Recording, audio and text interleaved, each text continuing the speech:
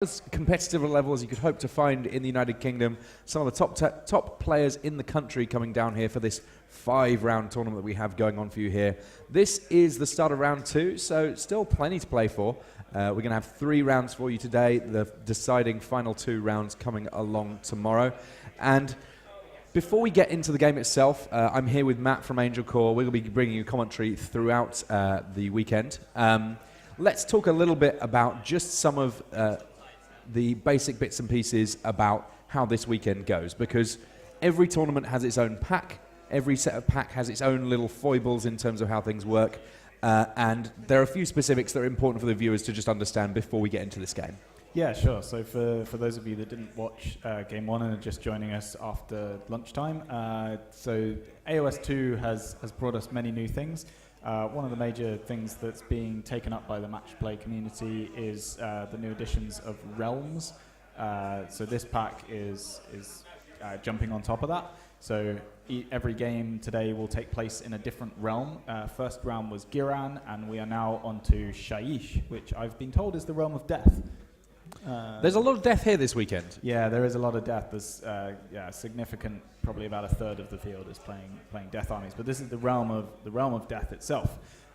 So that gives you a certain command abilities and realmscapes as well as realm spells. And I'm just going to bring those up as soon as I have a copy of the pack, which my copy has disappeared from my nice table.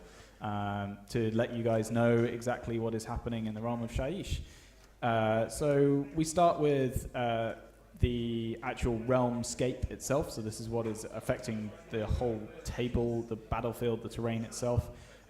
In this realm, because of the etheric energies rolling across the realm of Shaiish, we have all wizards on the table are adding 1 to casting rolls.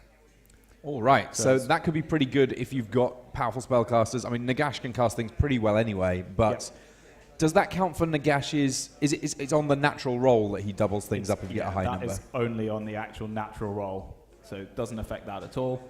But it does mean that his spells almost always getting cast. Absolutely. Yep. And does that include the dispels as well, or just on the casting? No, just casting. So it means that spells are a lot easier to get off than they are to dispel, because you need to beat the roll as well with the dispel.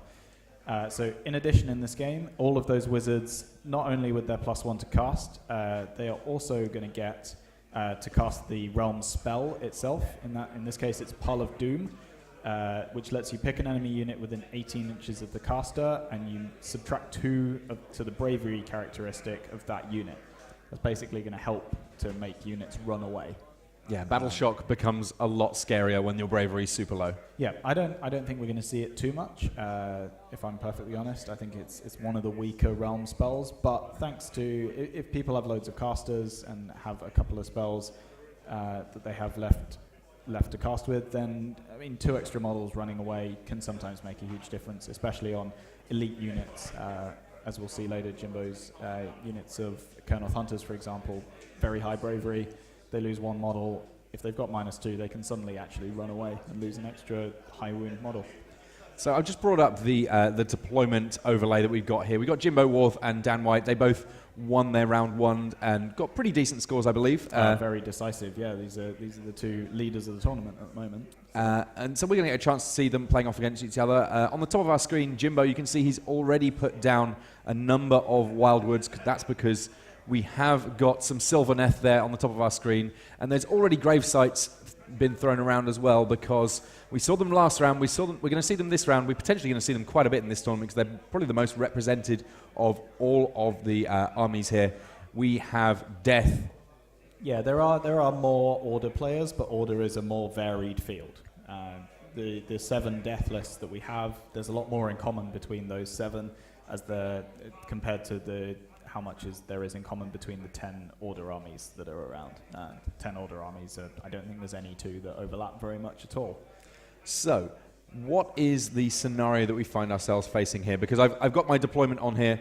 Essentially, you've got the table split cleanly into 2 halves, and we've just got a line on there which is dividing line. No one's allowed within 9 inches, I believe it is, of the center line. Absolutely, yep. So it's 15 inches from the back board edge. And then each player just gets to deploy Jimbo in the top entire, what you can see is nearly a third, and Dan's going to be deploying in the bottom. 6 objective counters on this one. 6 objective counters. The scenario itself is better part of valor. So this is one of the what we call the burn objectives. So you only score the objectives themselves when you destroy them. They don't rack up each turn. So what we need to do is pay attention to when those players take them off the table, and they're worth different amounts compared to how long you have controlled them for. So control is important, but you don't score anything for taking control of an objective. So just so that it's clear who's controlling an objective at any given time, you see the 6 chips that are on the table. When they're on the green side, that means they're being controlled by Jimbo. Jimbo, he's in the green, which kind of makes sense given that he is the Sylvaneth player. Then the ones that are on the red side, those are currently controlled by Dan White. So we'll need to keep track of exactly how long they're controlled for.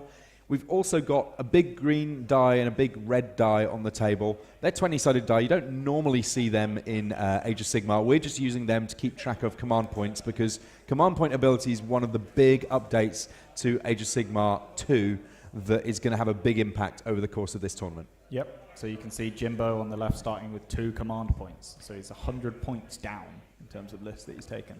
He starts this game with 2, whereas Dan only starts the game with 1.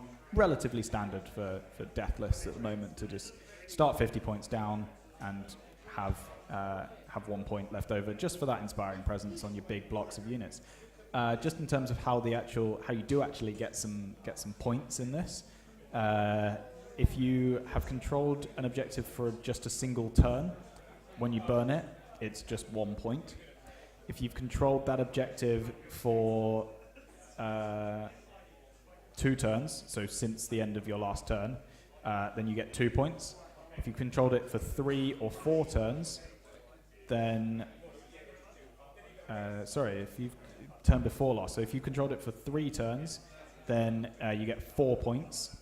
And if you've had it since the very first battle round and have not lost control of it at the end of the 5th battle round, so if you've had it for all 5, then you get 8 points. It's a lot of points potentially on the table here. Yeah. So it is 1 point, burn it straight away. 2 points, burn it for holding it for a round. 4 points if you hold it for 2 rounds before you burn it, and then 8 points if you hold it for the entire game. Now we're seeing a lot of Wildwoods being put onto this battlefield. Yeah, so Jimbo has the ability to not only start with the one on the table, which is the one that you can see. So you can see his Alariel in the top right corner with some, I presume they are just tree revenants behind in the very, very top right of your screen. So she can help make some trees, as can, it's relatively difficult to see, but there are 2 tree lords of some description. There's a tree lord right in the middle of that. There's 2 actually. In that Sylvaneth wood in the middle, there is both the Spirit of Durthu and a Tree Lord Ancient. Spirit of Durthu is on the left and the Tree Lord Ancient is on the right, based on the sword. So then Jimbo has another unit of Tree Revenants that are just sitting in the back left corner at the top left. But he's essentially got spells that can summon woods, as well as the Tree Lord Ancient that we saw in Adam's list in game 1, just getting an extra Sylvaneth wood on a 4-up. So lots and lots of woods in play here. The pink woods that you see, they're the ones that actually started on the battlefield before anyone even showed up to play. And lo and behold, all of a sudden we have a lot more foliage. 1, 2, 3, 4, 5, 6 bases have already been added to the table. So that's Alariel there casting cogs. So we're in battle round 1 now, right? For Jimbo here. Jimbo, sorry, let me definitely update that. Round 1. Sorry, that was my bad there. So an interesting bit of deployment here from Jimbo, in as much as it seems to me like all of his units right now, unless they're a Wildwood, are kind of sitting back. Well, he really just doesn't have any units. So his list is Alariel, which is the big beetle in the top right, a Branch Wraith, a Spirit of Durthu, a Tree Lord Ancient, and then 10 Dryads, 5 Tree Revenants, 5 Tree Revenants. So this might sound like a silly question, Matt, but with so few units, how does he win games? So Alariel herself is able to bring on models, which is what he's literally just done, that unit of Kurnoth Hunters. That will be Alariel summoning them onto the board. As well as he can bring on units of 20 Dryads with a spell. 20 Dryads, it seems to me like if you're successfully summoning them, which given the realm that we find ourselves in this round seems entirely likely, you could end up with a board that's surprisingly full pretty quickly. Yeah, exactly. And these big monsters are really, really something to... So Alariel can also summon things like Tree Lord Ancients, just straight onto the battlefield free. As you can see, he's put down some Kurnoth Hunters. And the Cogs is really going to help him around here because it just lets him cast an extra spell every turn. Yeah, last game we saw Cogs helping movement, helping charges. This time round, it's helping spellcasters. Absolutely, yeah. Alariel's going to be slowing down time and getting an extra spell every single turn. I'm actually just going to remove our deployment zone here. Given that these guys have now got all their pieces in place, let's just make sure that it's nice and clear for you guys that are watching at home, as we are very much off in earnest now. So for the viewers, Dan's list, it's a death list similar to the one that you saw before. So he has a Vampire Lord on foot, which is deployed in the center of that block of wooden movement trays that you can see. Then there is the standard Vampire Lord on Zombie Dragon, which is in the middle Gotta of love the it. icy bases. He's got the Ethereal Amulet again, the thing that we saw actually got taken off last turn by Adam's Living City list. Then there is the standard Necromancer on foot, who'll probably be standing next to the Vampire. We then have Arcan the Black. So that's what you can see on the left of the Vampire Lord on Zombie Dragon. He's on a sort of big skeletal steed of some description. Yes, absolutely. So Arcan is second to Nagash in terms of spell casting abilities. He's only sitting on +2 to cast and dispel, I think. So that's +3 to cast while we're in Shaiish. And he has a spell which can just wipe out units. Crikey. So essentially you get 10 dice, I think, for Curse of Years. You get 10 dice and you roll them, and any that are 6s, you roll them again. If they're 5s, you roll those again. If they're 4s, you carry on. If you roll the 2 up, that unit is dead. Wow. Yeah, and they take mortal wounds for every 6 and 5 and 4, etc. that you took along the way. Crikey. But essentially, when you get to the 1 up, you just keep rolling 1 up, 1 up, 1 up, 1 up, and they take as many mortal wounds as they have models left in the unit and die. Yikes. So just because there's no Nagash does not mean to say that this death list is not deadly. Yeah, so Alariel can just die to Curse of Years. It's a small % chance that it actually goes off. I mean, Nagash is a 50-50. Yeah. Alariel's is, Arcan's is a lot worse than 50-50.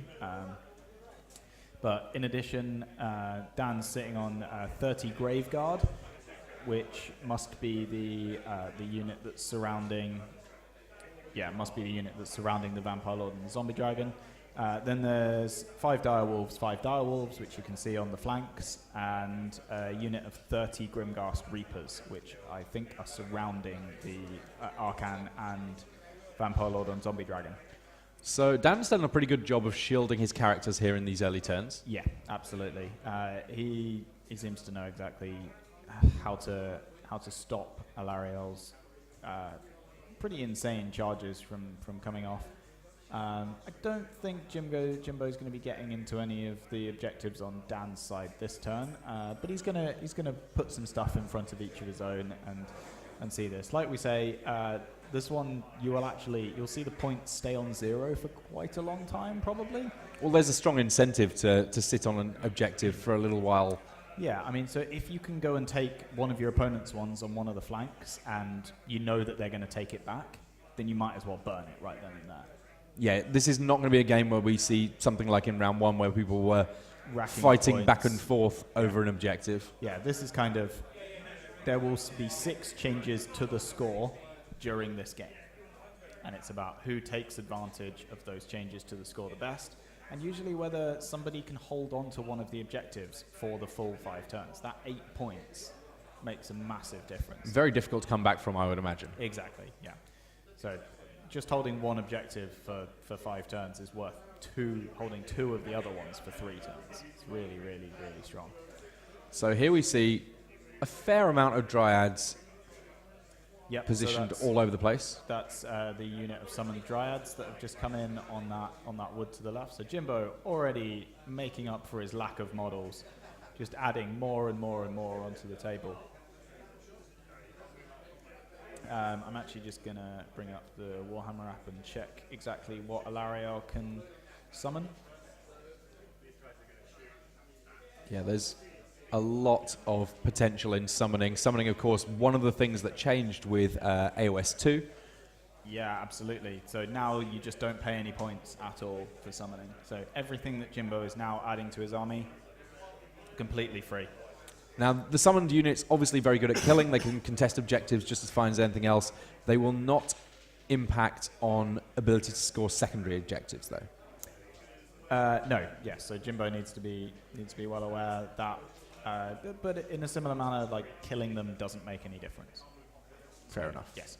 At the end of the game, Jimbo's going to find it pretty difficult to cover all 6 quadrants of the board with only summoned units, without counting summoned units, because I don't think he really even starts with 6 units on the board.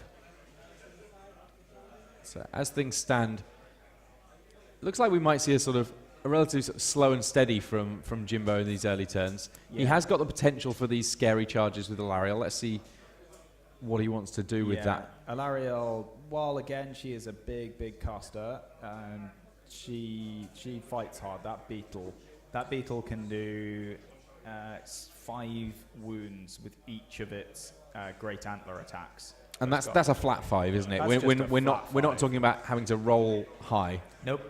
So it's got 5 attacks, 4s and 3s, Ren 2, and they just do damage 5. I mean, that'll kill pretty much anything in the game. Yeah, it is really, really horrendous. So that unit of Kurnoth Hunters that you can see in the top right, that will be from Alariel's once a game ability that lets her summon 20 Dryads, 10 Tree Revenants, 10 Spite Revenants, 3 Kurnoth Hunters, 1 Branch Witch, or 1 Tree Lord. So I think Jimbo seems to have gone for 3 Kurnoth Hunters here. Now, how common is it for a Sylvaneth player to essentially have all of them ready so that they know that they've got all of the options? It's a lot of figures. Yeah, Jimbo will probably have everything ready. I know because I played him a couple of times, he at least has 5 Tree Lords. Wow. Ready to go. So Alariel is also casting a lot of spells per turn. She can cast 3 spells in each hero phase and unbind 3. And then she has loads of extra heals, and you can see all of the damage that she's going to be doing if and when she gets into melee.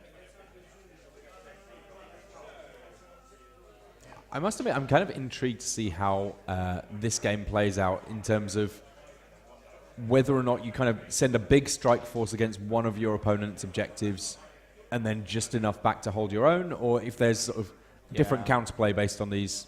That is normally the way that it goes. Yeah. Normally you spot the weak points in your opponent's defenses, and you need to capitalize on them and try and burn the objective while you've seized that opportunity. That's what this is all about. Are we already in Dan's battle round here? We could well be, yes. I believe. Yeah, it looks like, yes, we absolutely are. It looks a little bit that way. Jimbo's round 1, not taking too long, not many combats, not many, just basically the spells. So he just set up most of his force, and now we're going to see Dan's turn in terms of how he can defend in his battle round 1. I'm guessing that this is going to be a common theme that we see throughout the weekend. Zombie dragons being very aggressive. Not necessarily because they are the highest damage output things that you're likely to find, but because it's pretty safe to just send them into the middle because they do have a lot of survivability. They absolutely do, yeah. But what you've got to remember is he might charge Alariel and do a bit of damage, but I don't think he kills her in 1 turn. Jimbo then gets the turn. He heals her all the way back up again, and it only needs 1 or 2 of those antler attacks to go through against that 3-up save to do 10 wounds. It's just the 5 wounds just go straight through, and so that Alariel, the saves are so important. So again, we see some very careful positioning there of those Reapers in order to make sure that there's not going to be the potential for things dropping in and being able to get to Dan's general here. Yeah, absolutely. I'm pretty sure who actually is the general in Dan's list. I think it's actually the Vampire Lord on foot, so it'll be on the left-hand side of your screen. Interesting. Arcan, not the general in this list. He's just there as a support caster, I think. And in general, so Arcan does not hit very hard in combat, unlike Nagash. He's got some attacks, but he's not got anywhere near the save of Nagash. He's not got anywhere near the survivability. So he wants to stay at the back and be a support caster and be guarded by, for instance, a big unit of chain rasps, like he is now.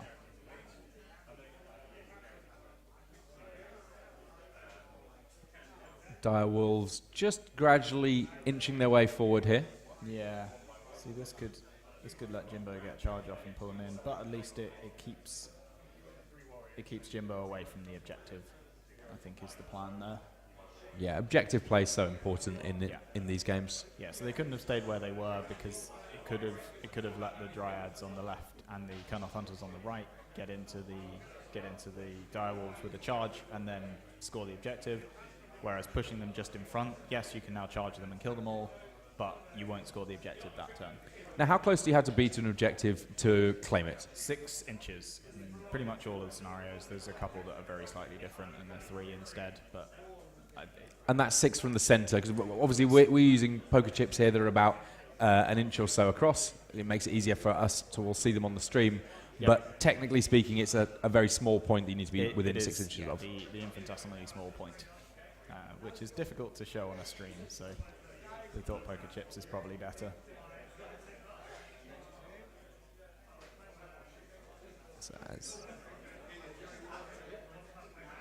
So if you're the zombie dragon here, what is it that you're actually looking to be charging? I'm not sure. I'm really not sure what the target is, because Alariel's just going to heal everything back up unless he gets very lucky and kills her, but just don't see it happening. And the Spirit of Durthu is really, he's pretty nails in combat, especially if he's in a Sylvaneth Wildwood. Which is basically where he's going to hang out for the entire game. Which is where he is, yes. So I fancy that zombie dragon to die if he goes into either of those two. So unless he's trying to kill the Tree Lord Ancient, but the Tree Lord Ancient doesn't get cover. But yeah, so that's seemingly what he's gone into. So he's straight into the Tree Lord Ancient. I think he's tried to stay 3 away from the Spirit of Durthu and from Alariel. But we'll see when Jimbo tries to pile in. Yeah, I mean, even though the Spirit of Durthu is pointing all the way over the wing of that zombie dragon, the base is a long way off. Big old reach on that boy. Yes, yeah, it looks like the Spirit of Durthu is already hitting the Vampire Lord and zombie dragon, but it's probably more than 4 inches away or so. Yeah, it looks about that.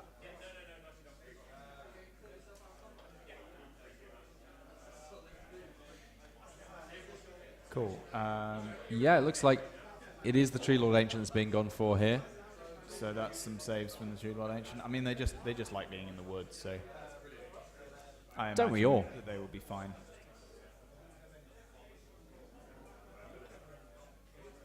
Let's have a little look here.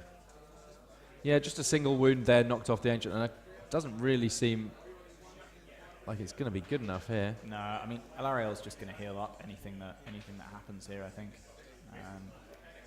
I think, yeah, it gives them something to deal with, but actually, the Spirit of Durthu and Alariel tag teaming, they're going to kill the Vampire Lord and Zombie Dragon. It'll take them a turn, but unless he gets really lucky on those 3-up saves, they're probably re-rolling 1s again, but 2s happen on dice, as you can see on the top left. So they will, I think it will be taken out in Jimbo's next turn, whenever that is. Whether he goes next or whether he has the bottom of round 2. Yeah, it's worth talking about that actually, because obviously one of the key differences that makes Age of Sigmar so special, the potential for a double turn, going second on the first turn, for example, then first on the second turn, getting a lot of actions before your opponent gets to do too much. Given the relatively small amount of movement on turn 1, it feels to me like that one zombie dragon, if it's left hanging, could be in a bunch of trouble here. Yeah, absolutely. I mean, even if Dan goes next, then he is most likely going to... Ooh, what is Jimbo taking off? I think he might be moving somewhere. It's just Hopefully. I don't think the Spirit of Durthu should be dead. I mean, that's incredibly unlikely if he actually did get him. It seems like it. Wow.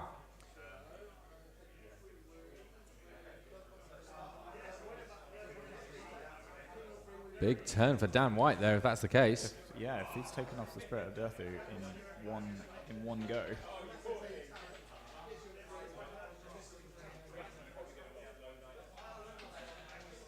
Let's just hear what's going on at the table, see if we can... Yeah, absolutely. Oh, very cunning, no. That was totally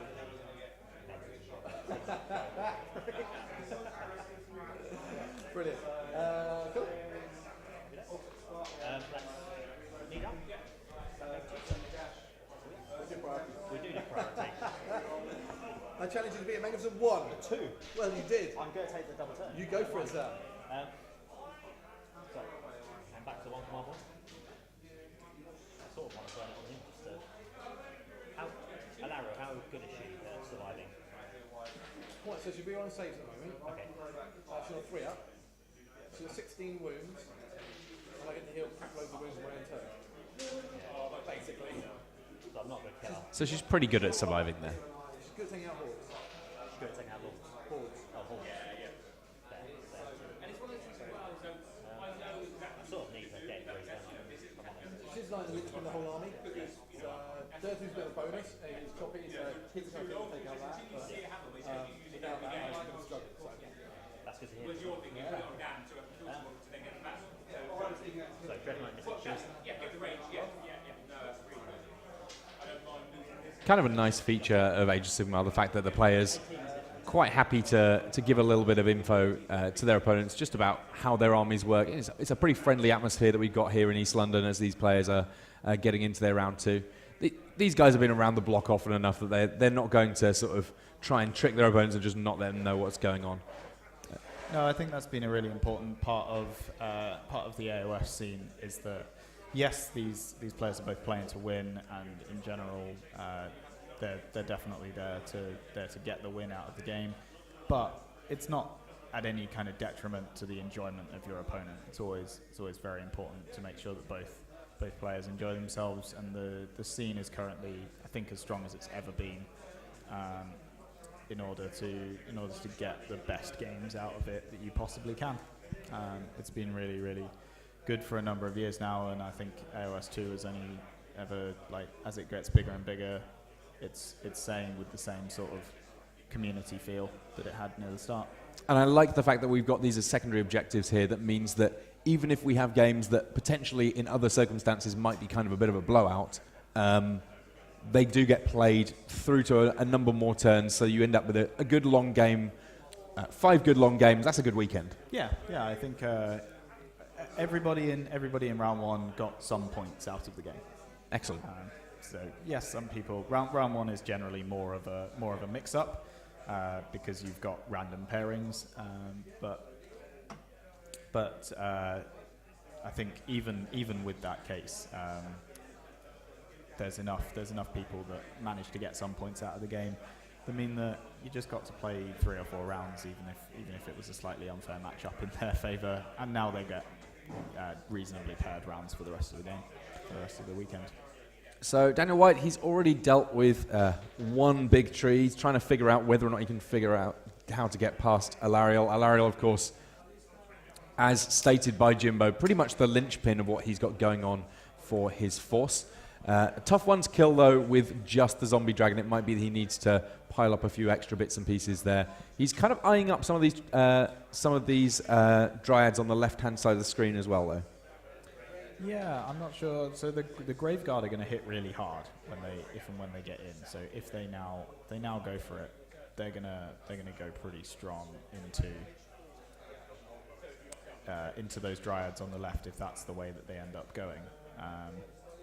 I think the best way that he actually has to deal with Alariel is Curse of Years, but Arcane's just not moved far enough up the board in order to do it.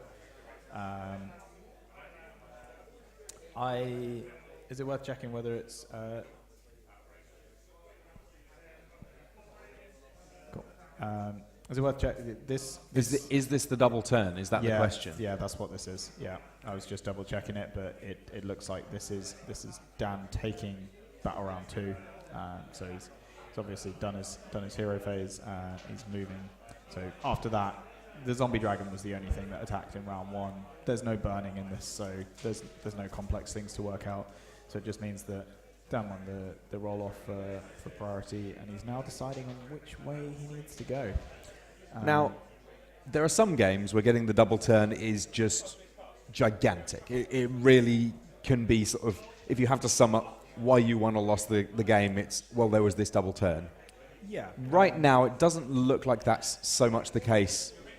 I don't think so, no. The only thing that he could do, which would be pretty big, is take off the Tree Lord Ancient as well before Alariel gets a chance to do any heals. That means that the 2 big trees, which are nearly 800 points combined, nearly 700 points combined, are just gone from one zombie dragon.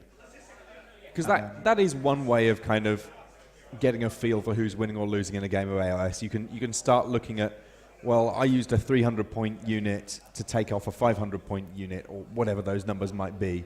Yeah. And if you get enough good bits of equity, then that's going to be good enough. In practice, though, objectives are so important, especially in this sort of tournament play, that thinking about it in those terms can sometimes be a bit of a misstep. Yeah, absolutely.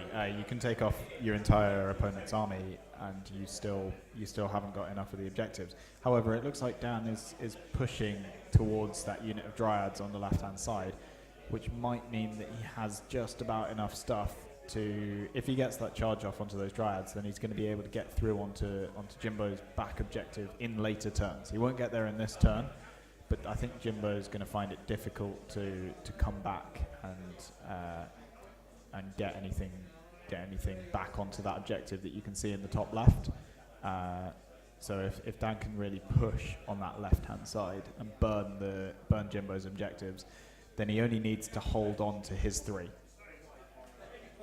Interesting. So he is trying to pile in the zombie dragon into Alariel right now. Yeah, so there you go. He's gone through into combat.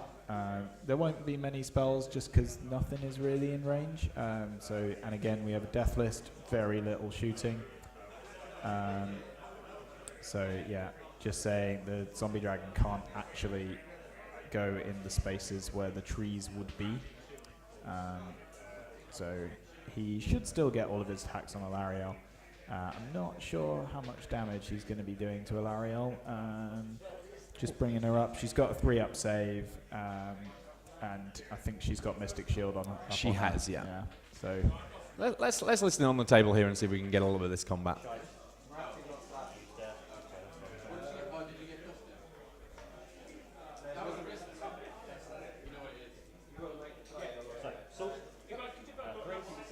Oh, so I should stop you at start combat. No, that's all. Rend on that one? So 4, you're on a 1. One goes through. 2 wins. Now into Alariel. Wow, nice. 2 wins. Minus 2. 3 goes to 5. Re-rolling everything. Re-roll that one. Okay, re-roll it because of cogs. One goes through. One win. Okay, I can just about deal with that. Sure. I don't want to see much pressure.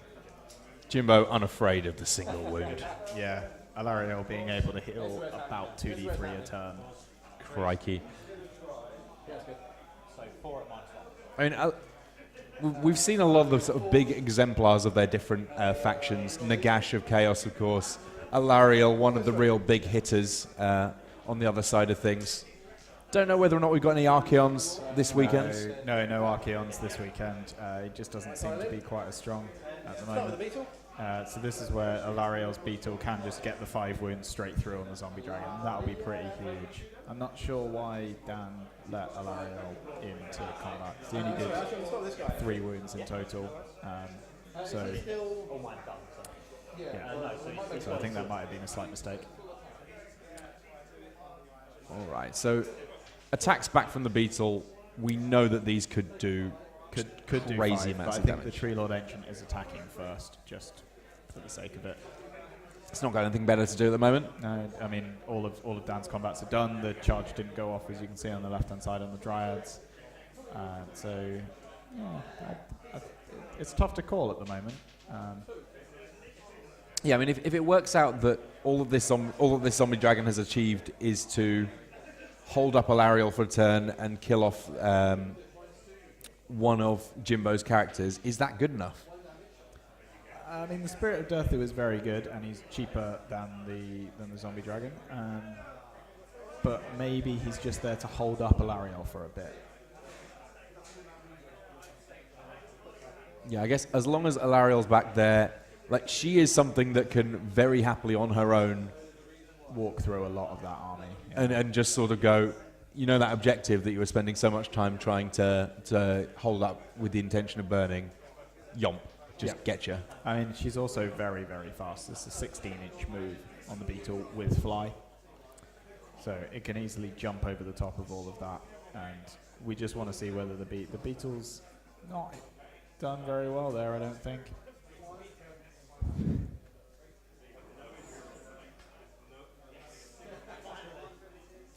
And the Zombie Dragon saves against the 5 wounds, by the looks of things. Yeah, I mean, there's the specific combination of artifacts plus the natural abilities on that Zombie Dragon mean that it's got a 3-up save, immune to rend. Now, when you combine those things, it means that already it'd be fiddly to kill. Yeah. It can also regenerate wounds. Yeah, that's why so many people are going to be bringing it. I mean, I hope we won't just see every single game have one, but I mean, you have the power. I have the power while to choosing change- which match yeah, to put on change camera. What is on table 1? Absolutely. So I guess if we get this is If we now- got a death mirror, I'm going to suggest humbly that maybe we pick something else to put on Yeah, maybe. on camera only. I have no Yeah, they problem. are still table 1. This is now Jimbo's battle round 2. All right, let's see what Alariel can do in response to everything that's been going on thus far.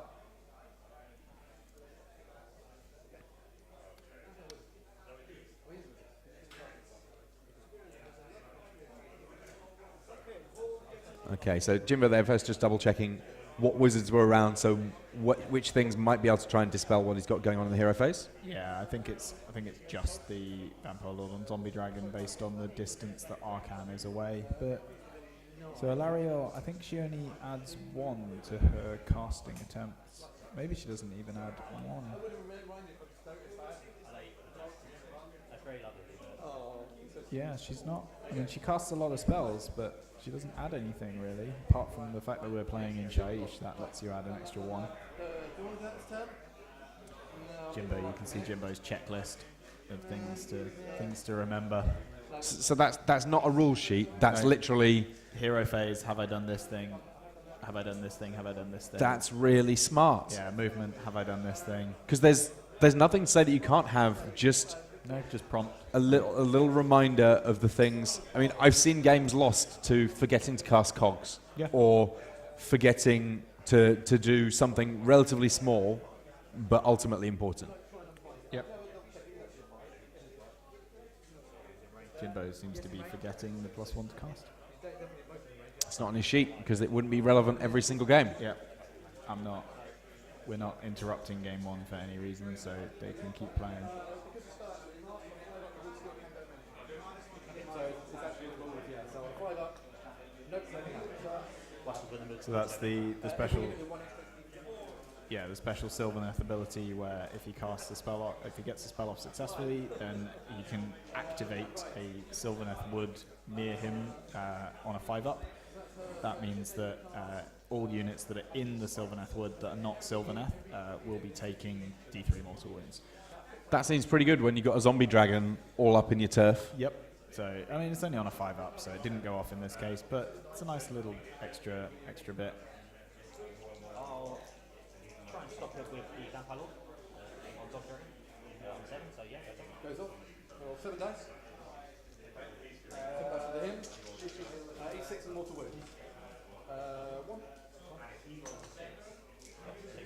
For those of you trying to figure out what's going on there in terms of the dice being rolled, the big blob is a 6 on Jimbo's dice. Yes. You're not looking for a classic 6 set spots here. No, so whenever you see a blob on the dice, that'll be a 6 for Jimbo. Alariel can try and cast Make New Wood. Fails miserably. Yeah, that could make a difference. Right. Jimbo is going to add Alariel is then going another wood to the table and fails.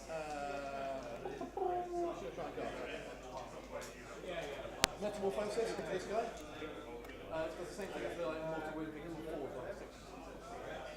That goes off on an 8. Arcane to transfer that. Easily. On a 5-up, the one goes mental. No. Averages. So Arcane is in range to dispel Alariel. Make a new wound. She didn't do that. She's got That's an impressive dispel range.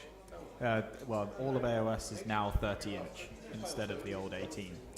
Ah, There's a yes. change with AOS too, so it must be that he pulled Arcane up just to within 30 inches. I do like that change. It's very good. It does benefit units that have extra dispels like Arcane and Nagash, where they just get +2 to dispel or +3 to dispel. It's so strong. You can basically just shut down another person's magic phase completely. I mean, and when you have Arcane shutting down Alariel there, that's pretty massive. But then before, magic was just a bit free for all. It was just, can I hit this number? There wasn't any interactivity to it. So Well, that was the reason I think that a lot of people got so frustrated playing against Zench lists. Like, there are lots of reasons to get frustrated against them, but yeah, of course. if you think about the levels of interaction in the different phases, in the hero phase, there's almost no interaction, whereas if you're doing your wounds in combat, at least you feel like you could swing back. Yeah, and you get to roll saves, etc. But like when, as you say, the example with Zinch, where they just play a solitaire game and tell you how many wounds to take, it's not as fun as a game. So the addition of all of this interactivity is much better, I think. Yeah, I think that it's pretty universal at this point that version 2.0, a bit of an upgrade. Yeah, definitely. It's been a big change. There were some people that dislike certain changes, but I mean, it's the internet. Of yeah, course it is. It's been a big thing. It's been really, really nice to see, and I've certainly enjoyed all the games I've played so far. All right. Especially in testing out this pack. Yeah, it must have been quite a big old ask, trying to second guess what people would and wouldn't bring, making little adjustments where you felt necessary. Yeah, I don't think I saw just how strong Death were going to be at the event. I think the new Vampire Lord on Zombie Dragon is a bit of a he's appeared in the last few weeks, maybe month and a bit or so, that people have just said, oh wait, this guy's really, really good. Yeah, I mean, we all have him.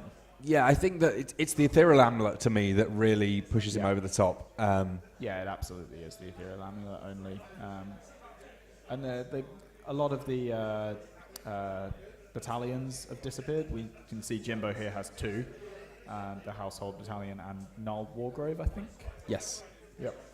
Yeah, so Jimbo's playing a low drop list. I think he's actually 1 drop. So he'll put his entire army down, and then he's done. Yeah, he gets to go first a lot. Yeah. Yeah, he will often get to choose exactly where he wants to play. But we're seeing those less and less often, especially in Death now. So Death just need to focus on the really, really strong units again. They need to go back to, mind you, Dan here taking a unit of 30 Graveguard that I've not seen too much. They are pretty strong. And they're pricey in terms of points, though, right? It's 300 odd for the unit of a unit of 30, but it's 30 models. They're pretty good for that. So they are 2 attacks. What is it? 3s and 3s, rend 1, damage 1. By the looks of things, or 3s and 4s, rend 1, damage 1. Yeah. Yeah, I mean, it'll gradually add up for sure. So here come Jimbo's Dryads on the left-hand side. This is the first real Real push. serious contest for any of these objectives. Yeah, I always thought the fight would end up happening on. Well, I'm not sure if Jimbo's just gonna go round the direwolves with that unit of Dryads and not pull in the Graveguard, because I think we have 2 units of 10 Dryads. So you can see one in the unit at the back and one that's come forward. Otherwise, not really too much of a push. I don't think if it's only a unit of 10 Dryads on the left-hand side that are pushed forward, I don't think he's gonna send them into the Graveguard. They just die, and then the Graveguard will be able to heal back again. So he's not going to achieve anything by doing that.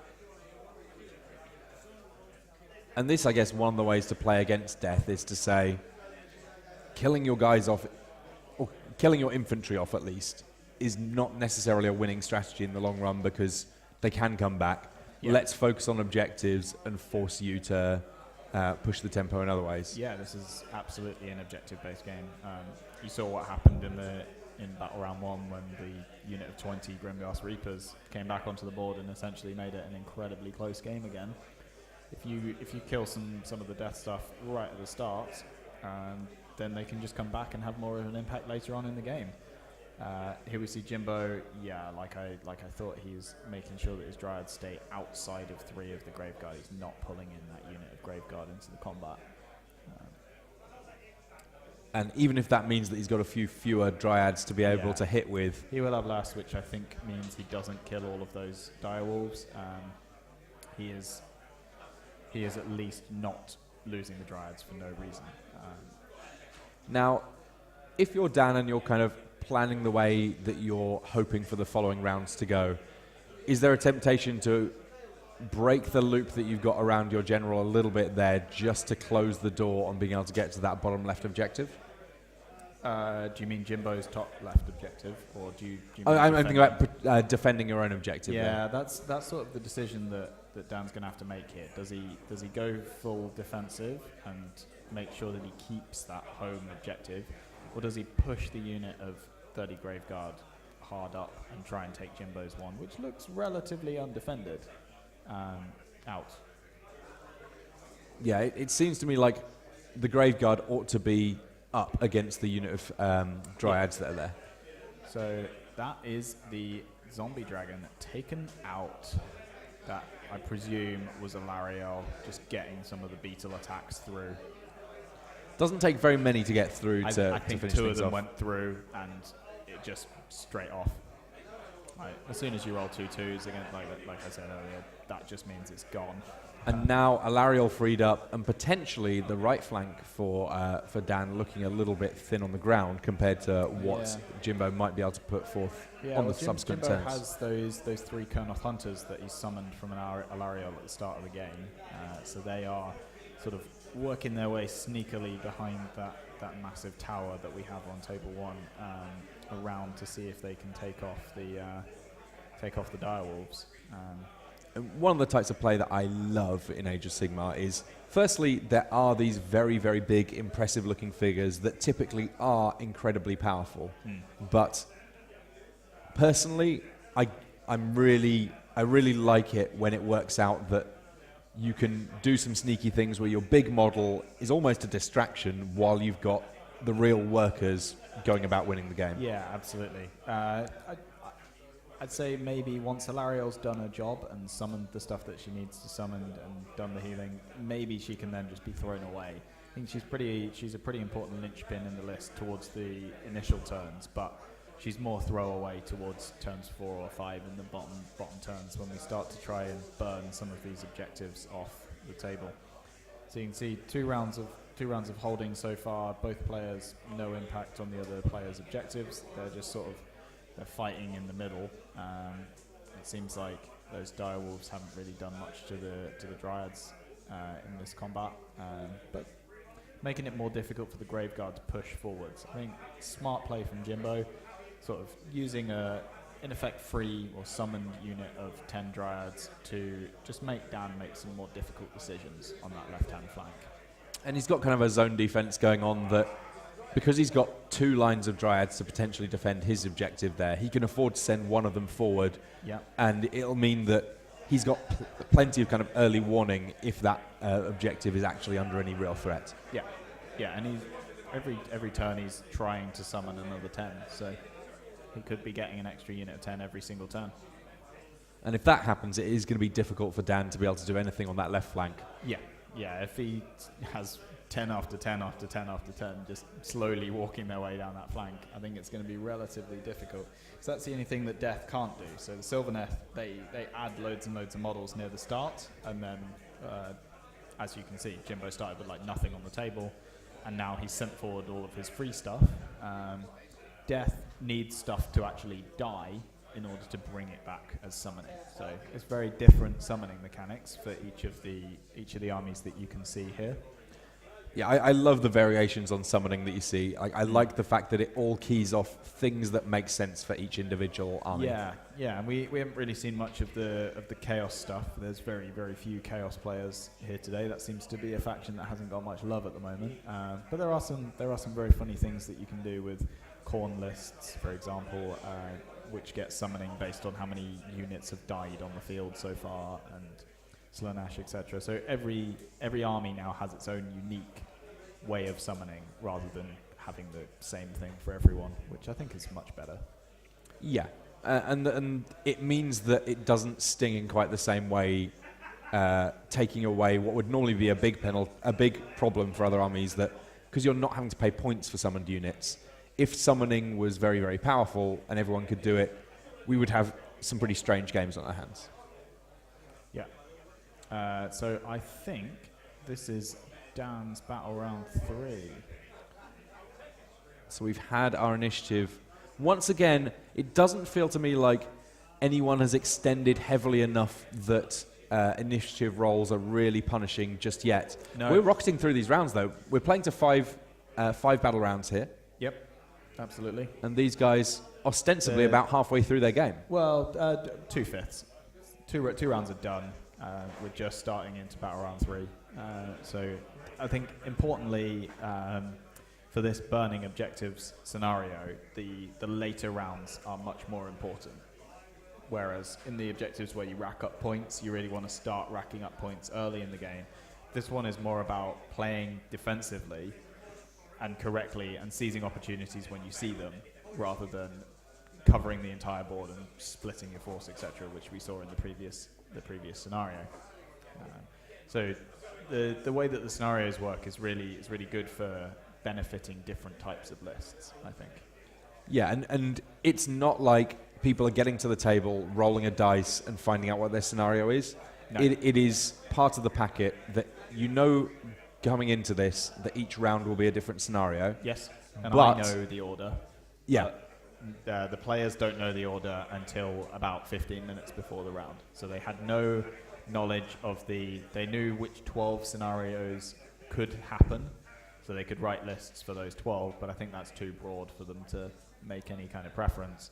So they then just have to play 5 scenarios on the day and write a balanced list that is good at all of them, really. Now you say 12 scenarios. Does that mean that potentially there's some Firestorm scenarios on the cards? No, it's just the core rulebook scenario. Okay. So anyone... sorry, General's Handbook scenarios. So anyone that's picked up the updates for AOS 2 will have all the information that they need to be able to potentially play any of these. Yeah, you just need General's Handbook 2018 in order to play everything. Yeah, that's all the book you needed to play, because I've provided all of the realm rules as part of the pack. Lovely. What we're actually using. Those are in the core rulebook. We're not using anything out of Malign Sorcery, apart from artifacts, but players need to bring those themselves. So we have to see if anybody's going to actually be able to burn objectives in this game. It could be that there's just going to be one push that ends up being the vital thing to get these objectives. Just don't see, without the zombie dragon, I just don't see what in Dan's list is going to do the damage. Yeah, he was quite impetuous with that zombie dragon initially, sending it really into the thick of things. Yeah, did some damage with it, but now that it's gone and it can't come back, I don't see what's going to be able to do the damage. The Graveguard, they're okay, but they're not going to be able to do anything to Alariel really. With they've only got rend 1 and damage 1. It's not really. She's not going to bother about that. So I think you might see in Jimbo's battle round 3, he starts to get pretty aggressive with Alariel and pushes up with the Kermoth Hunters on the right hand side of your screen as well. I like it. Some beetle beat down coming from the Sylvaneth player potentially in this very next round. Yeah, I think Alariel's going to fly right forward and occupy that space where you can't see a wood at the moment. If you know where I mean. The one space. The one space where she can fly to directly down on your screen from where she is, and she's just going to sit in that gap. Now, that does in principle mean that she's going to be in range for some pretty nasty spellcasting. Yeah, so then if Dan gets the turn, then he can take a Curse of Years and try and take off Alariel, but I think with spells like Curse of Years, you just have to sort of accept that it's going to go off once, and does it happen or doesn't it happen? Like, there's nothing you can really do about it. Especially with Arcane's command ability that lets him add 6 inches to the range of any of his spells. Aha. So he can make it a 24-inch range spell with only 1 command point. As you can see, Dan currently sitting on 1 command point to Jimbo's 2.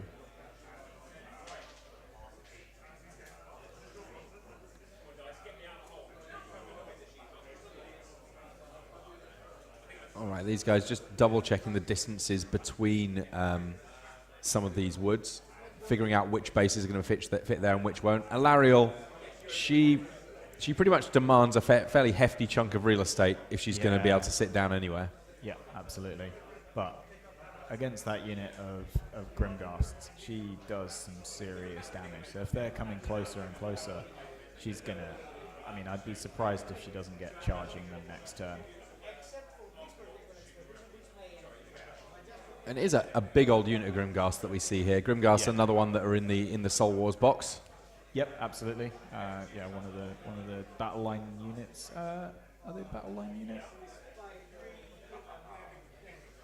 I forget the names of the Nighthawk units. Are these before we had the Grimghast Reapers? Yes. These are maybe they're a bigger unit of the same thing. I think they are the Reapers. Yeah. Yeah. So it's the same as we saw in the last game. So actually, these could be more difficult for Alariel to deal with than I thought. All comes down to whether that 4-up save really helps against the damage 5 stuff. So Alariel has the opportunity to kill 25 with just that one set of attacks. Yeah, because that 5 damage, it's not as if you can only kill 1 model per attack. No. If you do 25 damage and there's 25 1 wound models, that works out very well. Yeah, absolutely. You kill them all with just 5 attacks. So that's very, very strong. I'm trying to make a point to make sure that on those weird little things, if they are different from other Games Workshop games, that we make sure that people understand the areas where perhaps there's a bit more vulnerability that might be obvious. Yeah, that one's always been a slight point of contention, but it's been in the rules ever since AOS first dropped 3 years ago. So I guess a lot of us are just very used to the fact that an ogre has twice as many attacks and does twice as much damage as a human, and so his output is actually 4 times as much whether he's attacking 2 wound infantry or 1 wound infantry. He just kills 4 1 wound infantry or 2 wound infantry, whereas I think honestly, 40k does it. Yeah, they do it a little differently. Yeah, exactly. I kind of like it this way around, I must admit. There's lots of elements of the AOS rule set that to me just they create good, fun, flowing games without too much sort of fiddly bookkeeping. Yeah, it is very streamlined. I'll give them that. It's a really good system. So you can see here the Graveguard charging into that unit of Dryads, but they're using their charge distance that they rolled mostly to just get further up the board towards Jimbo's top left objective. So I think he's hoping to wipe out that unit that's pushed towards his bottom left objective while simultaneously just getting the tail end of his unit a bit closer to where he needs to be. It's cool to me that when you think about the potential speed of an army, obviously you can just look at the movement speed, and that will clearly give you an indication. But if you give units an opportunity to charge, that charge distance, it doesn't matter whether or not your movement is 4 or 14 or 24. When it comes to charging, you just roll those dice, and that's how far you move. Exactly. And if you give that extra movement, then you can potentially kind of daisy chain your way up the battlefield, even if you're a comparatively slow unit. Yeah, it makes a huge difference. Like those Graveguard are only moving 6 or so each turn. They're not fast. They're just standard infantry. But thanks to that extra charge move that they managed to do there, they'll have moved way more than they would have been able to do with a run, and they get to fight with a reasonable number of their models, which might take out some of these dryads over here. Yeah, understanding movement, as with so many of these war games, is essentially your pathway to victory. So there you see all of the dryads being taken out. Maybe there's one. No, Jimbo is taking him off. I thought there was one left sitting away, but it's good play from Dan. Yeah. Now, in terms of summoning, can Jimbo still summon more dryads into that wood while there are those graveyard there? I think he can, but they have to be 9 away. So he'd have to bring them on in the back corner of that wood, and it's whether they fit in or not, essentially. So the way that summoning works, if I bring up the Branch Witch, Branch Wraith or Branch Witch? Branch Witch, I believe. Which one? No, might be the other one. Yes, so it's a casting value of 7. You can summon a unit of 10 dryads and add it to your army. Summoned unit must be more than 9 from enemy units and wholly on or within a Sylvaneth Wildwood that is within 12 of the caster. Wholly within is going to be difficult for a unit of 10 next to that wood at least. Exactly. So I think a Citadel wood is like 13 inches long, so he'll have essentially the back 4 inches in order to try and put 10 dryads in. Whether he fits them, I think they'll probably fit in the wood at the back. Yeah, a little bit of a challenge there. Yeah. Jimbo there using another command ability to, I think, keep Alariel's ability up, allowing him to reroll wounds across the whole board. He seems to be just automatically gaining 1 and losing it straight away. This is what we have a checklist for. Not forgetting about that ability. Very important if you're wanting to consistently do well in this absolutely. So I'm just trying to see what is in that wood in the center middle. Is it going to be a unit of 10 dryads, or is it something else? Just on the left of the Tree Lord Ancient in that wood. There's definitely some Sylvaneth models, but they're hidden underneath the foliage. I mean, if you want to have a quick wander across, I'm quite happy for you to double check. It's okay. I think it's only a small unit, so it should be fine.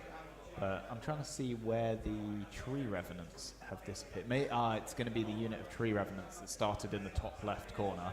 They've done their teleport ability, so they can teleport to any board edge or any Sylvaneth Wildwood.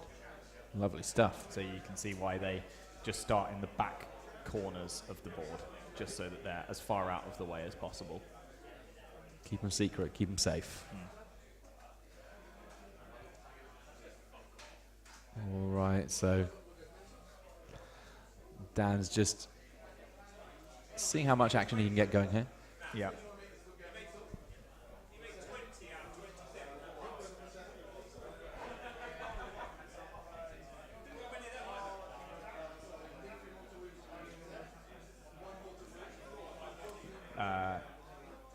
This will be Jimbo's Battle Round 3, just for updating the stream. Sorry. Lovely stuff. No, that's all right.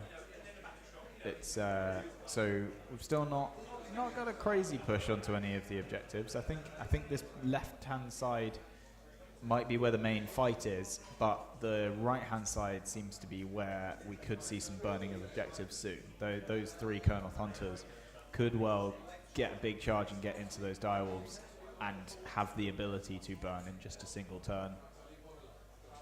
Now, is there something to be said for at the end of any given turn, if it looks like one of your objectives is a little bit in peril, the defensive burn? Yeah, absolutely. The defensive burn is a very important part of this scenario. And you can see both of these players have now held on for 2 turns, so they could burn their own objectives for 3 points now if they wanted. For 4 points, sorry, if they wanted to.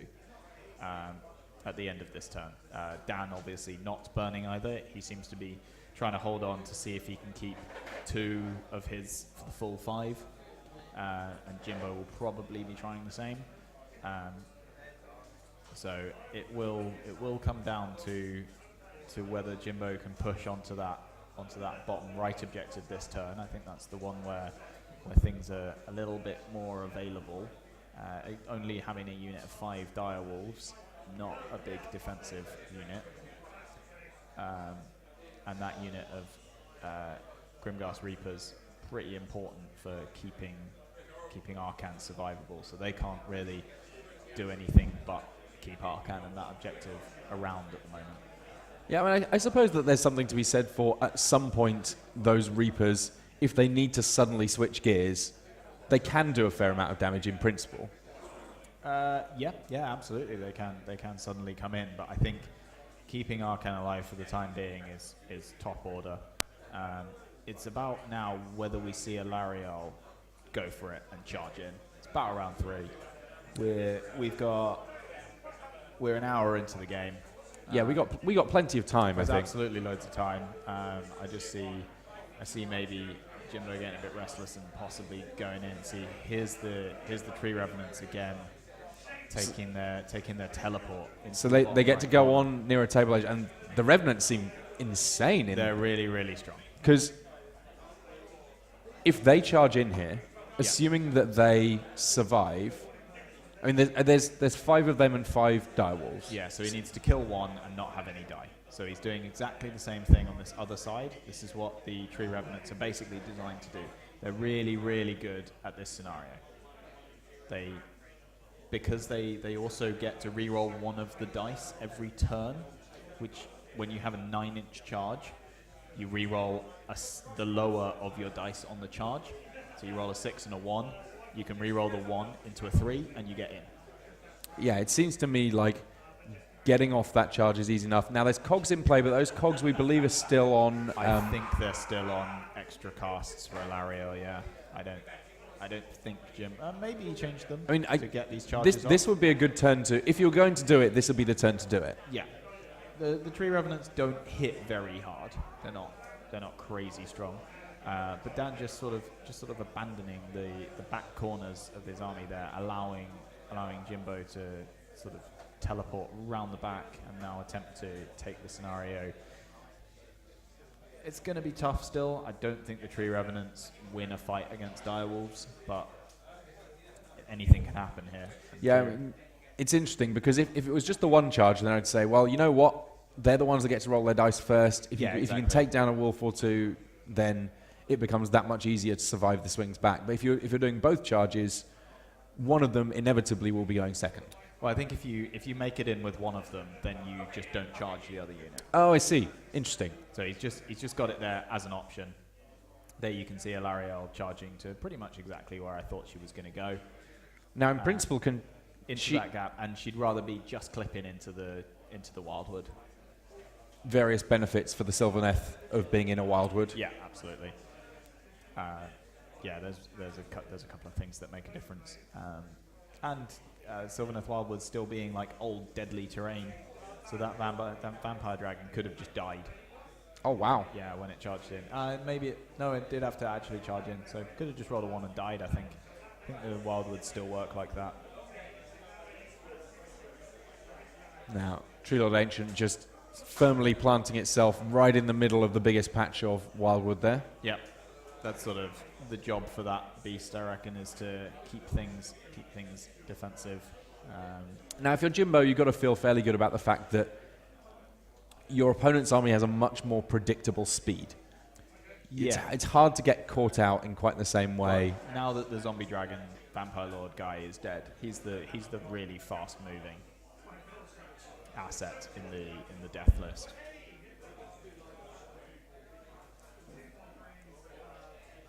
Nice. Jimbo just deciding on how to defend that objective on the top left. For now, at least, looks I mean, is it just a matter of he's just leaving the Dryads there and hoping that's good enough? Yeah, I think so. But I think that unit of 30 Graveguard is gonna take them off. So I'm surprised he hasn't moved forward, sort of make a 6-inch ring around the objective on the top left, because that will keep the Graveguard out. At the moment, they have a charge. They can get in, take out all the Dryads, and then they'll be scoring the objective, and they could burn it if they wanted to. Or actually, they're a unit of 30. They could just hold it for a couple of turns and burn it for 4 or 2. Interesting. I must admit that in my head, when I've been thinking about how this scenario plays out, as soon as I get on one of my opponent's objectives, it's on fire. I'm off. I'm gone. I'm doing something else. But bear in mind, if they take it in round 4 and he holds it instead, then he gets 2 points instead of 1. And if Jimbo burnt for 1, then you'd win the game by just holding it for 1 extra turn. So I love the strategic play that comes from these objective-based missions. Yeah, it's really, really important for how Age of Sigmar works. Yes, we've added 4 secondary points out of the possible 50 are for just killing points in your opponent's army, but that's less than 10% of the points each game are for actually killing the points in your opponent's army. You compare that to 8th edition, where every point that you got in a tournament was just how much of the opponent's list did I kill. And the thing is, it still feels cool when you kill the big zombie dragon, when you kill Nagash, when you kill... because it's important for the scenario. So you get... But sort of, if you win on points in spite of having your things killed, that feels good. If you kill something big, that feels good. There's a lot of different ways of feeling good while playing this game. Yeah, absolutely. So it looks like Alariel's just going to clip into that top unit of... Can she jump over the top of the Wildwood? Maybe not. I think she's just going to jump in directly. Oh no, she is jumping over the top. Yeah, she can just make it. So that just gets her a little bit of extra movement again. If she'd have rolled lower on the charge, she wouldn't have been able to jump over the wood. So that's Jimbo's just sort of pushing towards that bottom right objective. Now we need to see whether he makes it into either of these direwolf charges. Yeah, the direwolf charge is going to be the bit that actually that really gets interesting. So I think that would just, as you get the charge in with Alariel, she can do some initial mortal wounds to cover a couple of Grimghast Reapers just from the back there. Not very many, but every little helps. I think that's just the crushing bulk of the beetle itself. Yeah, it's something that you see on a lot of the kind of the big monstrous units, that they can sometimes just barrel into things, and just the act of doing so is enough to kill something off. Yeah, nice. It's only when it charges within 1 inch of a terrain feature, it shakes the terrain feature to such an effect that it does D3 mortals on anything in that terrain feature. Love it. Yeah, it's very cool. Good flavour, well played. Yeah, so he's charged straight through that terrain feature completely correctly and taken off a couple of those. So, do we think neither of those charges went off?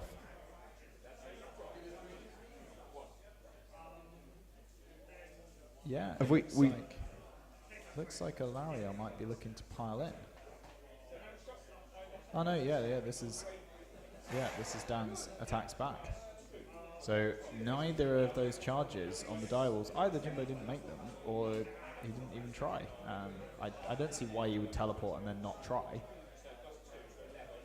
Yeah, try for one of them. If you fail it, try for the other one. Yeah, but it looks like both of them didn't go off, which is very unlikely, I think, with the extra re-rolling 1 dice. Yeah, with the extra re-rolling 1 dice, it's hard to run the actual numbers, but it's definitely happily above 50% that he should have made one of those charges. Yeah, it's more than 50. I think me and Adam did run the numbers once when he was playing Sylvaneth, but I can't remember. I think it might be 58 or so. That rings a bell. All right, so some swings back here. Unlikely to trouble. It shouldn't be very much. Jimbo's played this completely correctly. You get 3 or 4 Grimghast Reapers into Alariel. They do 3 or 4 wounds maybe, and then she heals them back. She next gets a turn. She just has so many healing abilities that big unit is not really phasing her. There you can see 1 wound going through on Alariel. She heals that automatically every turn. So yeah, was it D3, 2D3 getting back each turn? Yeah, she gets D3 And then she gets another D3 from a spell. Yeah. Now, I suppose that one thing about Alariel being down here is that Curse of Years is going to be potentially active going forward from this point. So going into battle round 4, we could have a Curse of Years going off on Alariel, which would be huge. I mean, Curse of Years plus potentially a lot of Grimblast Reapers. Like, yes, when there's only 3 or 4 that can reach her, they're only doing 1 wound, but... Well, Curse of Years is just, it's going to take her off or it won't take her off. Oh, is it literally life or death? Aha, so that's Jimbo burning 2 of his objectives. Now, what does that tell us? So that means he's worried about the top left one. So Jimbo scoring 8 points there.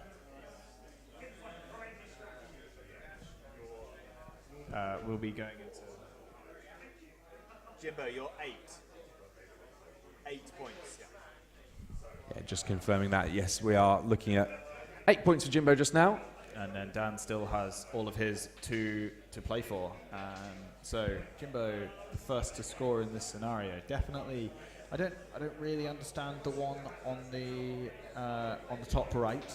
I'm not sure what he's worried about there. I can understand the top left one. That's a completely defensive burn and seems like a good decision. I mean, the other thing is that so this Jimbo's round 4. Jimbo winning the priority. by making that burn, it also kind of puts the Graveguard a bit out of position now. Exactly. Yeah, that's what's so strategic about this game. And also, the other thing is Jimbo now has less to worry about and more to gain. So he no longer has to play defensively.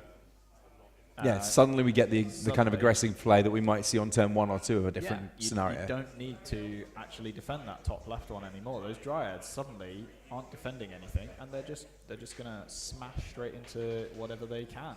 They're suddenly really freed up.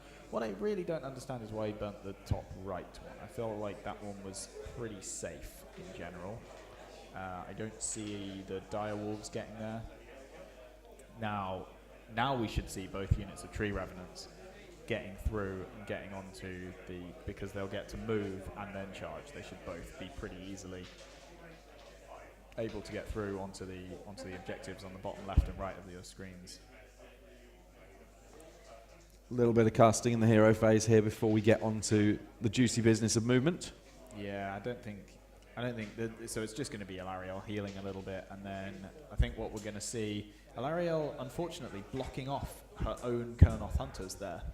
Oh dear, is there not enough space to get around that base? I can't see enough space there for a Kurnoth Hunter to move between Alariel and the terrain piece, so I'm not sure. And Alariel doesn't really want to be moving at all. She can't move until the combat phase. Pinned in. So those Kurnoth Hunters are now pinned in by Jimbo's his own general. This a little unfortunate here. Yeah. The details of positioning so critical in so many different absolutely, stages. Because if there was just enough room for those Kurnoth Hunters to get through, and we'll check, but it doesn't look like there is enough room to me, then he'd have a pretty easy charge on those Dire Wolves, which would allow him to not even bother charging with the Tree Revenants, just put them near. He doesn't have to put them at any risk whatsoever, allowing him to burn that bottom right one, or even just hold it for a little bit. He could possibly try and hold the bottom right one and burn the bottom left.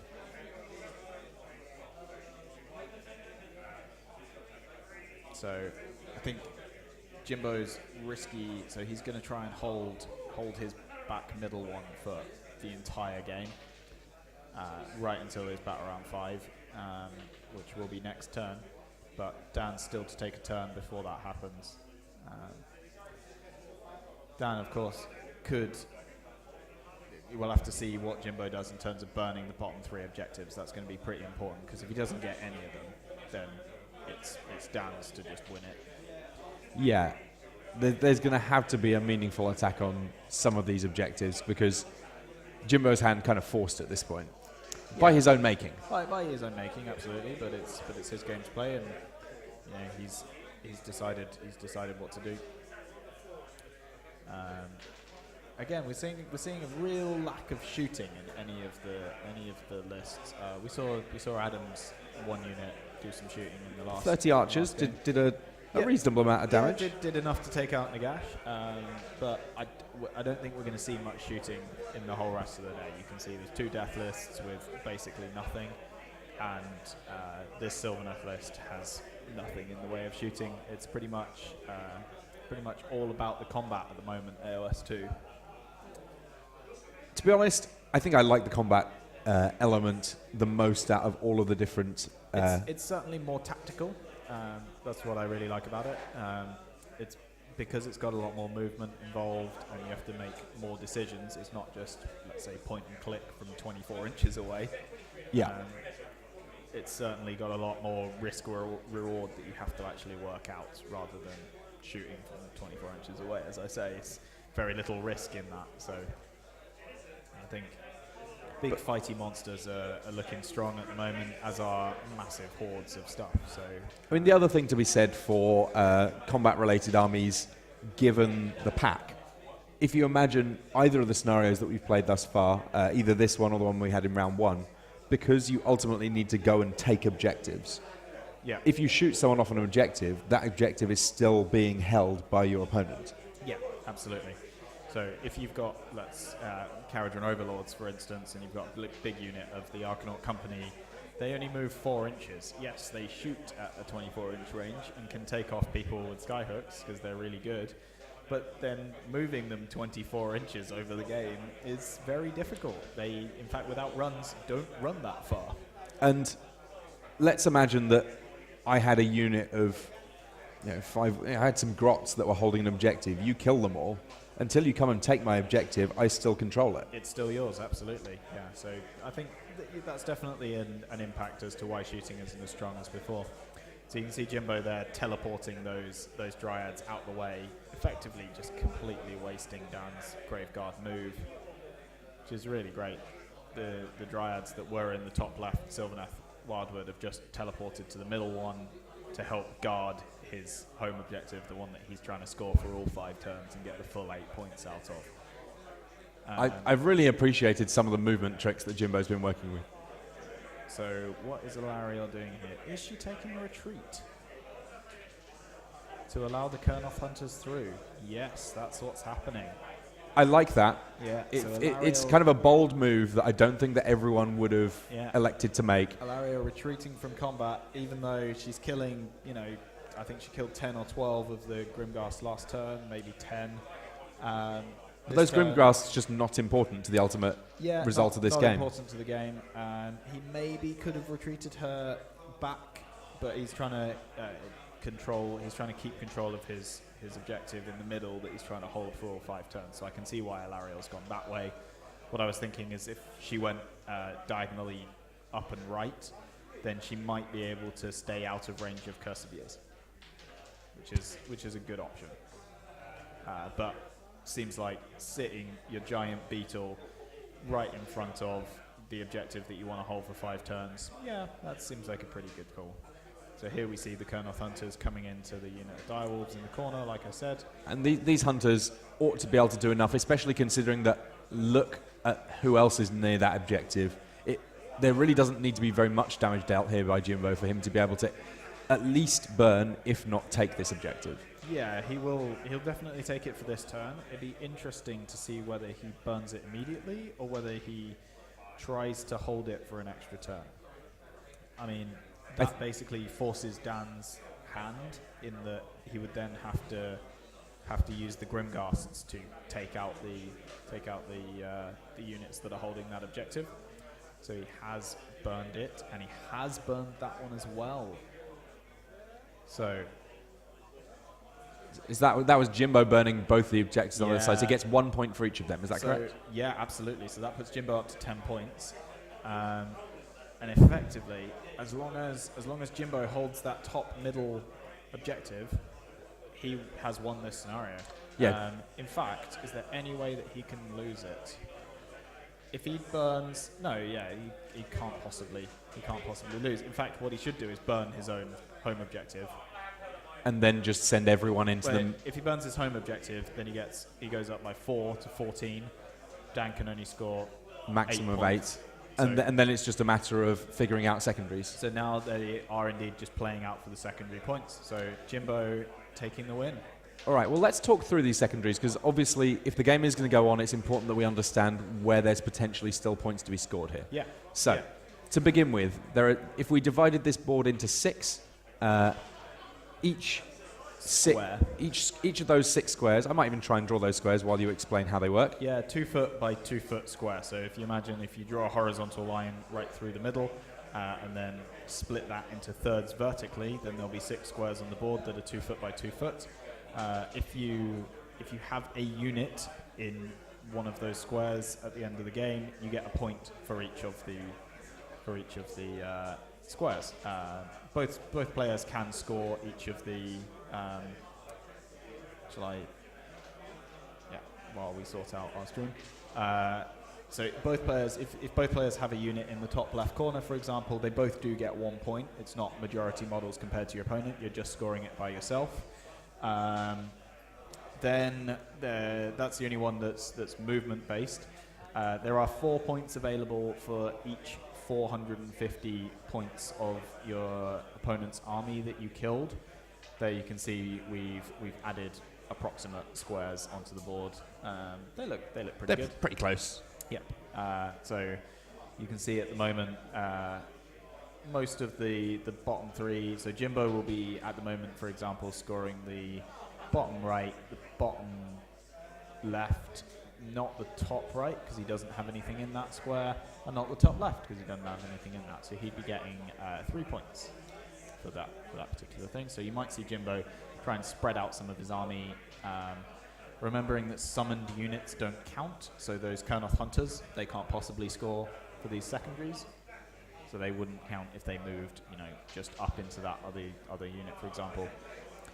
We're now in battle round 4 for Dan. Yes. Yeah, absolutely.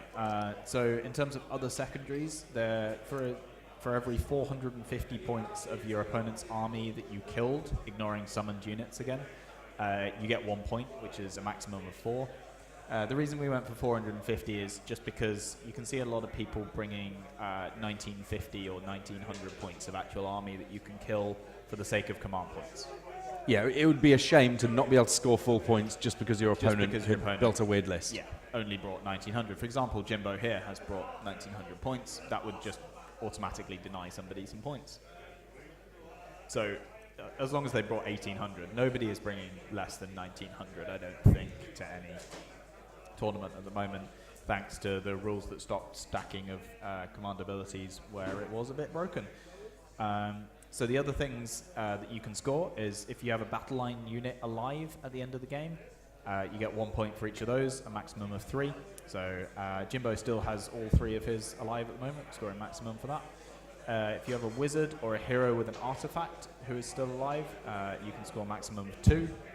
Again, as an example, Jimbo currently has both of those for the Tree Lord Ancient and Alariel.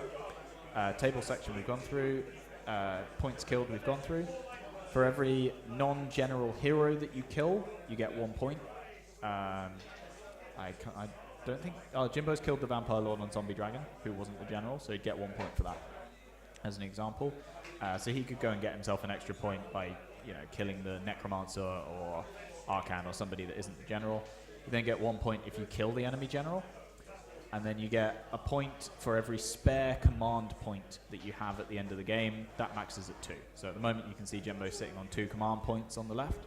So he's doing very, very well on secondary objectives for the time being, Jimbo. And those secondaries, very important if you want to actually win the whole tournament. Obviously, getting your majors every single round, if you win 5 rounds, that puts you in a fantastic position. But those secondaries will make a difference. Yeah.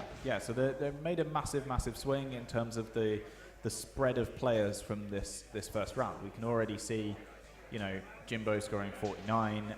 We had another player score 49 out of the possible 50, but they weren't allowed to play due to club table swaps that we had to do to sort out. We make sure that club mates that obviously are very used to playing each other all the time don't play during either round 1 where we do the random pairings or during round 2 where it's the first Swiss pair. However, from this point on, club mates, they can play against each other for the next 3 rounds just to make sure that the round is as fair as we can get. Yeah, you wouldn't want it to work out that by tactical choice of which club you're in, you never had to play against the strongest opposition. Yeah, exactly. So for 3 rounds out of the 5, we ignore that. But for this round, it was swapped slightly. So you can see there has been a full range of results for people that brought in both majors and major losses. We had one person win just 32 points. Oh, wow. And then, so only 2 points came in from the secondary objectives. And then Jimbo and Jack bringing in 49 points from their first games. Wow. So we're going to see a pretty big spread, and it's going to be about how consistently people can bring home those secondary objectives in terms of who's actually going to win the tournament, I think. Yeah, it's going to be exciting to see how it actually plays out. As we see these Grimghast Reapers now, they're going to go for these Colonel Hunters, yeah, I think. they're chasing down the remaining easy units to kill, because unfortunately there's this somewhat hardwood in the middle top section for Jimbo here, with all of his most terrifying units hanging out over there. That central top square that we can see, that's some pretty hard stuff to take on. Yeah, we need some pretty successful Curse of Years. We need a whole bunch of things going right, really. So, I mean, Curse of Years can't have gone off in this turn, so... Now, if you're Jimbo, is there a temptation? Oh, there's always a temptation, but is it realistic to think that he might say, Alariel looks like she's got a clear shot at a character here. Do we just go for it in the hope of getting an extra, denying a point or gaining a point? Yeah, maybe. I think if Jimbo takes the next round, then he certainly gets that point by going in and killing Arcan. And actually, he hasn't got a unit in that bottom mid-center quadrant to get that extra secondary point. So Alariel could well be the best thing for him to go and try and take that top corner. Yeah. So Jimbo only looking at maybe 13 or 15 secondary points at the moment. He's, in order to max out, he's gonna have to do a little bit better. Results just starting to come in here. About an hour and a half into our second round here. Yeah, about an hour left. And as it turns out, this scenario, I guess, because the early turns, rather than them being a big fracas of attacks, it being a little bit more defensive, getting through the 5 battle rounds a little bit quicker than maybe we saw in round 1. Yeah, that's why we try and make sure that's why I picked this as the second scenario, because you know that it's going to be more tight and more able to finish rounds a lot quicker. So this is the only round where you don't have either a gap at the end of the game or it's just the end of the day. So this is the one that has to finish on time. So we just make sure we're trying to keep this as a very casual atmosphere. Yes, we're a match play event, but we want to make sure that people actually play their games out. That's why I picked this scenario. Pretty much, I don't feel like we're going to have any games go over here just because of the scenario selected. Yeah, I must admit that with Angelcore, and this is not just this event, but the Angelcore crew, full stop. I love the melding of casual and competitive that you guys are able to achieve. You guys are down here most weeks, getting a game or two in, and you know what? We're probably going to leave the streaming rig up, which will mean that if there's a Tuesday night game going on, it may very well also get streamed for those of you looking to get a little bit more of a fix of AOS. Yeah, most of the time we'll be doing tournament prep for some kind of tournament coming up. We've got a few before the end of the year, so a lot of us will be doing prep for those. We're just really looking forward to getting some more games onto the stream, even just on the Tuesday nights. I mean, yes, we're playing competitive games, but if you are only playing it for the joy of winning, you might not still be playing it. Yeah. It turns out it's quite a lot of fun. Yeah, absolutely. I wouldn't be playing it anymore at all. You definitely need the match play aspect, and I really enjoy the tournament scene. But this is a great group of people. It's a great crowd of 20 odd people that we've got in the building today. So I'd be happy to play any of them. All right, so these Grimghast Reapers now, they're going to do a lot of damage. Yeah. That's a big block of them. And most of them have come back, as you can see. So a hard round 4's reaping for them will probably involve cutting down all of the Sylvaneth that's in that bottom right quadrant. Yeah, I don't know if they go through all of the Kernoth Hunters with just that many, but there's still quite a lot. You can see over there those dire wolves taking out the tree revenants. Here Dan just going for as many points as he can. Yeah, I mean, at some point, you might as well try for whatever you can get. So even those Graveguard going in up top as well. Yep, those Graveguard have indeed charged into the Tree Lord Ancient to try and take off whatever they can. I think he's just trying to swamp what he can to get some points out of the game in terms of secondary objectives. I think we might have time to have a quick chat with Jimbo at the end of the game after he's got his score in. I think we were just trying to see if we had time for that. In general, we probably won't, but if we've got 10 minutes to sit around. And why not? Yeah, we'll let him jump in. I'll let you do the interviewing there, because I feel like you guys, you've played a fair few events together. You've got a bit of a sense of. Yeah, Jimbo, one of the Raw team. He runs a narrative event in Cambridge that we've been going to for 3 or 4 years now. He's part of the Neo team that they call themselves, Narrative Event Organisers. Lovely. So he's a Cambridge-based guy. So him and Mitzi we've known them for a number of years, so it'd be good to get Jimbo on. Unfortunately, we don't have a camera that points at our lovely faces. But not today, at least. For today, at least, you can just imagine what we look like. Tomorrow, we might have something sorted out, depending on whether we can dig something break out. the whole image that they have of us. The fourth wall forever. Yeah. Forever ended. Maybe that's best. All right. Well, it looks like these Reapers maybe not quite doing as much damage as I had first thought. A kill, that looks like 3 of the Tree Revenants, and my word, is it? Oh no, he still hasn't attacked the Kernoth Hunters at the top. So he's just attacked at the bottom. The Tree Revenants not all going, if anything, is a little bit of a win there for Jimbo. That is pretty poor. They definitely should have killed more than that. Yeah, definitely a win for Jimbo. The Tree Revenants are now going to be able to just teleport away. And basically that makes it all the easier for Jimbo to make sure that he's able to score as many quadrants. Yeah, but remember he's only got 2 units, and one of the units is now tied up with Direwolves, which admittedly don't kill them all, but so these are the attacks going in on the Kernoth Hunters. I think it'll kill 2, but maybe they're a bit better than I thought. People seem to be pretty keen on these Grimghass Reapers, so there must be some reason. I haven't really seen any reason yet. I mean, they nearly won Steve the game. They did. I mean, I think that the combination of them having the spectral ability for no rend, they can, in numbers at least, hit a lot of times and potentially get something going. Yeah, they're a very defensive unit, I think. And they're able to be summoned from grave sites, unlike the Direwolves. The Direwolves not summonable. I don't believe so. I might be wrong on that one. I think Direwolves can, but I'm not 100%. I can bring it up while I'm looking. Direwolves summonable. Oh. So you can bring the Direwolves back up, but they're nowhere near as defensible as the big unit of Grimghass.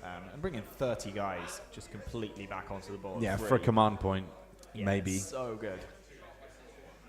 Yeah, no points spent from your army whatsoever, and you just get an extra unit of 30. Mind you, that's exactly the sort of list that Jimbo is taking. Like, he hasn't paid for most of... Well, actually, to be fair, the Tree Revenants have won in this game. Those 2 units of Tree Revenants that jumped on the back corners of the board and burnt the objectives have absolutely done the damage. So it looks like Grimghass only killing 1.5 Kernoth Hunters. And then look at what's gone on the other side here. Successfully killed off a Direwolf. Yep. The knockdown, drag-out fight down there. Yeah. And now here come the Graveguard up top.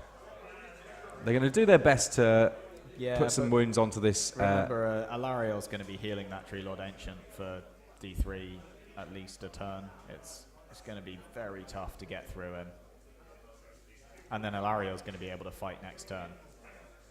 Unless she goes down to deal with Arcan and tries to get extra points out of it. I mean, this is the joy that Jimbo Warth has here. He's already picked up enough points in this scenario that he has won the scenario. We're confident there's not a way that he can lose on points. No. So it's all about secondary objectives now. I think in terms of... I think he has actually burnt his home objective. It just didn't really matter, so we didn't change the score. But it is 14 to Jimbo, not 10. But either way, it doesn't make any difference. As soon as he went to get and got those 2 objectives in a single turn, it was game over for Dan. So the major objective certainly dealt with for Jimbo. So he just has, in fact, both players just have secondary objectives to worry about for the time being. Now, in terms of the points that you score on the major, it's win-lose, isn't it? Yes. If very rarely do we get a draw. For instance, if both players had just sat on all of their objectives for the whole game, waited till turn 5, and then scored 24 points each, that would be a draw, and they'd each come home with 15 points. But you don't show up at a tournament looking to get draws. If that's your absolutely. goal, then try harder. Yeah, definitely. And very rarely do games actually finish in draws. I don't think there were any in the first round. I think it's very rare to actually see them at tournaments. Most of this is going to be decided on major wins, followed by how consistently people can pick up these extra secondary points. So there's the Graveguard managing to hit the Tree Lord Ancient, getting some rerolls. It's looking pretty good, but I just don't think they're going to be able to get enough through.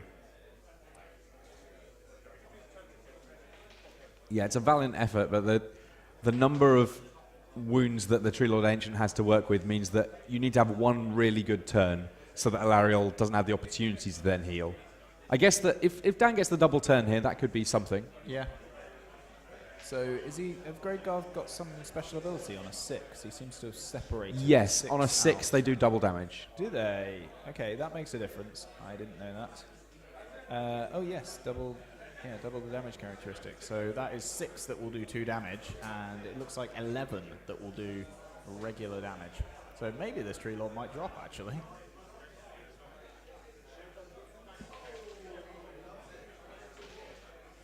Okay. So he's still alive after those attacks.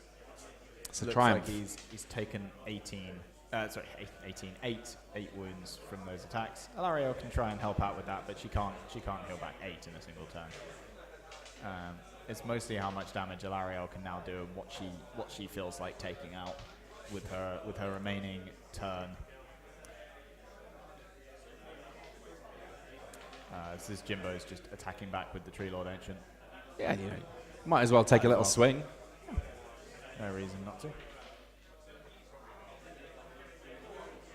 You can always tell it's the Tree Lord Ancient because it's just 1 dice over and over and over again.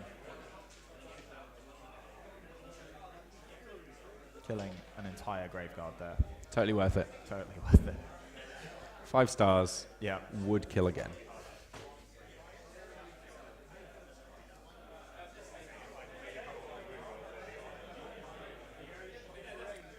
Okay, I guess that somewhere in there we've got a character that's lurking away. Yeah, I think the vampire. Oh, sorry, it's the attacks back from the dire wolves. My apologies. So it's just one tree revenant that's died.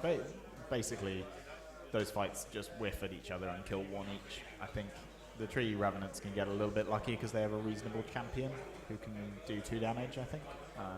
I like what Jimbo's doing here with putting models on their side nearby so that there's never any confusion as to what's died this turn for the purposes of Battle Shock. Yeah, that's an important thing that a lot of people have started doing now. It just makes things super clear. I tend to put them like along in my a particular back line, space, yeah. Along matching where they died or where the unit still is. So it'd be right on my backboard edge, fallen over, and then I could just go along my backboard edge and see how many models are fallen over on my side.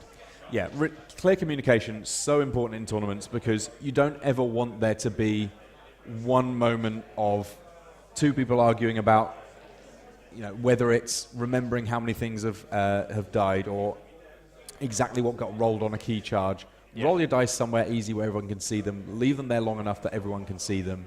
Yeah, and when things die, put them somewhere safe so that you know that your Battle Shock is going to be easy and you're not going to forget about it. Yeah. So there's Jimbo losing 1 extra Tree Revenant to the Battle Shock. And we're about to just pop into round 5. This is just one more. Nah, they don't care. All right. Care about Battle Shock. So here we have priority for round 5. Looks like Jimbo takes it. All right. So it's all about what he does with Alariel now. I think that's where he can pick up a couple of extra secondary points. If he decides to run at Arcan. Arcan, not known for his combat ability. But he has got a big old skeletal. Is it a horse? It seems a little large to be a skeletal horse. It's a skeletal. Arcan? Yeah. It's like a dread abyssal steed or something. Each of the Mortarks have one. Arcan, Manfred, and Neferata. It's the same box, and then you put a different rider on it. Fair enough. It's a lovely kit. I think a lot of people are actually running. There's definitely a Manfred here. There's 2 Arcans maybe. A lot of people do run those Mortarks. There might be a Neferata. I think she's sort of fallen by the wayside. There used to be a good because she lets one character ignore Rend. That's her command ability. So she can just put that on Nagash and say Nagash now ignores Rend. Or ignores Rend 1 maybe. So that used to be one of the pretty dangerous combos. But you don't see it very often anymore. So I mean, these days you've got vampire lords that can merrily ignore Rend simply by being from the right town. yeah, you just need one ethereal amulet, which there seems to be quite a plentiful supply of in the mortal realms at the moment. Yeah. Easy to put your hands on, surprisingly difficult to pick up though, because they are ethereal. Yeah. All right, let's see what we've got going on here. So, Jimbo casting some spells. yeah, there's for this game, which has not been as heavy on the big scary spell casting. We've not put the table mic up quite as much. When it's Nagash doing literally everything for a turn, we kind of have to make sure we hear it all. Yeah, absolutely. But the main thing I want to see is who does Alariel and her beetle want to get in a bit of a Barney with? Yeah, Jimbo just needs to make sure that he maximises on the points here. And actually, Dan, even though you've taken the major loss, actually picking up 15 points instead of 10 out of a loss and then winning 4 games makes a massive difference. Yeah. So yeah, we have some players that definitely got 5 and under in the first round, but those players that lost the major but still pulled in 17, 18, 19 secondary points. That's going to make a big difference when it comes to the final standings and actually the pairings throughout the weekend. Yeah, I'm interested to see what different tactics people end up employing in terms of claiming back some secondaries, and indeed how many people adjusted their lists in order to make them better suited to scoring those secondaries. Yeah, that'd be really interesting. I think a lot of people sort of are very used to playing their lists, and so they don't tend to change too much for a tournament pack.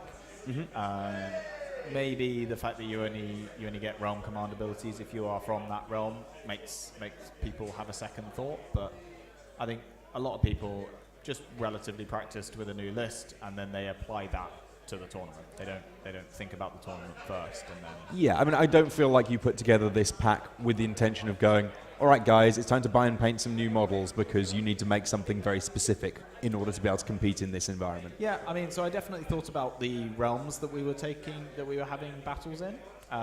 So I wanted Shaiish early because I knew that Ethereal Amulet was a thing and there would be quite a lot of people bringing Ethereal Amulet. I also deliberately didn't pick Ulgu.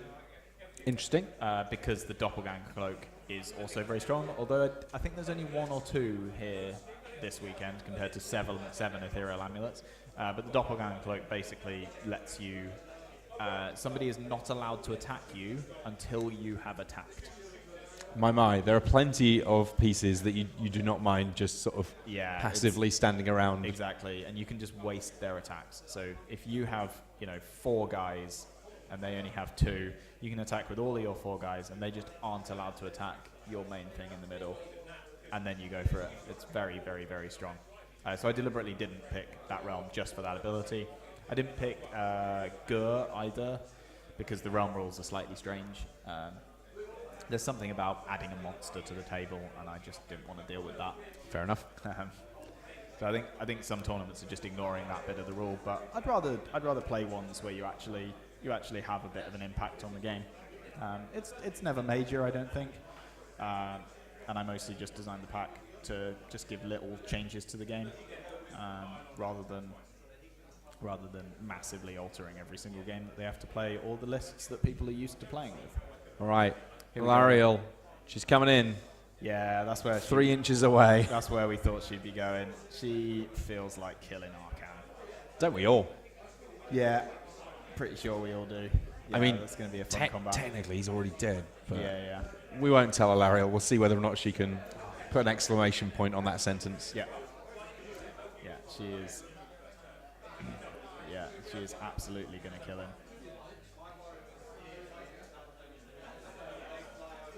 So there's Jimbo teleporting those Tree Revenants, that one remaining Tree Revenant from the bottom right-hand side up into the top right corner to make sure. Pretty much where they started the game, right? Absolutely. Back home, ready, cup of tea ready. Oh, a cup of tea. Yeah. That works out all right. It's what? Yeah, 3 o'clock. Finish this round, put the kettle on. Yep. Lovely. Yeah, go really well. So nearly finished on this game. It's just both players are just mopping up the secondary points that they can get. 20 points available for each player after Jimbo has guaranteed himself the major win, as you can see on your screens. Should be 14-0. And it'll be 14-8 technically, maybe. Well, but if he now goes and kills Arcan, he could burn that objective as well and go 15-0 just to really rub it in. But there's no impact on the major objective now. We agreed that that's all Jimbo's, so that both players just playing to make sure that they pick up the maximum number of points worth of secondary objectives that they can. I mostly just want to see Alariel smash into Arcan and take him off in a single turn. And why not, Yeah. I say. Alariel is the single figure that, out of the entirety of Age of Sigmar, is the one that, if my colleague and co-owner of this place, Gav, ever gets into Age of Sigmar, it's because he loves that figure. And I know a few people have got into AOS for similar sorts of reasons. They've seen one figure they like and it just sort of spirals from there. Yeah, absolutely. It's usually one of the big centerpiece models as well, right? There's some amazing centerpieces like Alariel, and actually we'll probably put Jimbo's up on the stream at some point when we have the painting nominations, because Jimbo's one of the top 10 painters in the UK. And again, we have actually a lot of the top painters in the UK along today. We have Adam, who you saw earlier. Jimbo's another one. Steve, who you saw in round 1, deliberately picked again because his army is amazing looking.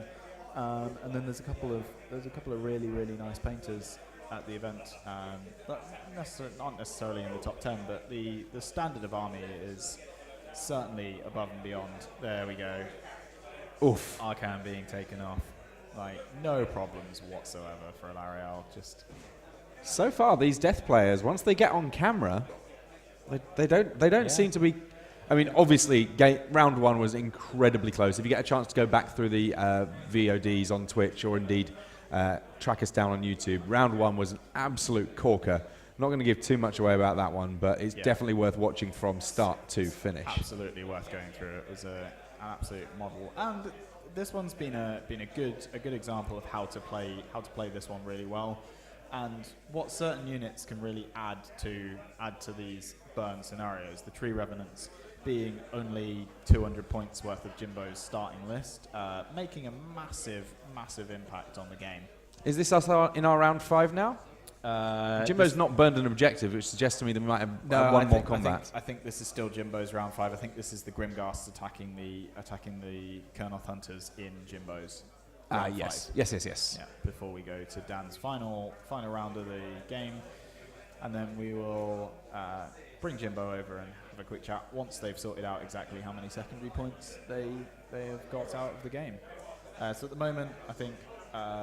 What is Dan going to be sitting on? He's got the bottom left corner, he's got the bottom right corner, got the middle top corner, so he's got 3 points from that. He'll probably have another 2 or so. He's got a command point, so that's 6. Well, he'll probably end up, if he wants to, he can have 2 command points, can't he? Yes. Yeah, absolutely. If he just doesn't use it, so that would give him 7. He's then killed a hero, so that would give him 8. And then he's got battle line unit in the direwolves alive. The other direwolves is alive, so that's 10. And the graveguard are also battle line, aren't they? I believe so, So yes. that's 11. His wizard necromancer and the vampire lord are still somewhere in the middle. Yeah. So that's 2 there. So Dan's actually sitting on something like 12 or 13 points, depending on how much of Jimbo's army he can actually kill. So that's not a bad bring home actually. Yeah, absolutely. It's certainly not a whitewash. I think in terms of how many secondary points each player is going to get. I think Jimbo will very slightly have it, but those 30 points for the major being the main differentiator. Yes. But you definitely need to make sure that if you pick up those 13 points off a loss instead of 3 or so, then that's 10 points that you get at the end of the tournament. Big difference. Yeah, it's been a nice performance. And I think that what's been useful for me about this one is that on the face of things, you can read through this scenario and think that you've got a fair idea of how it plays. But when you watch it play out, it doesn't, I don't know that I would necessarily have expected it to play out the way that it did. Partly because if you don't know about that teleport ability, then you can very easily miss move. But also just sort of recognizing where to temper your aggression.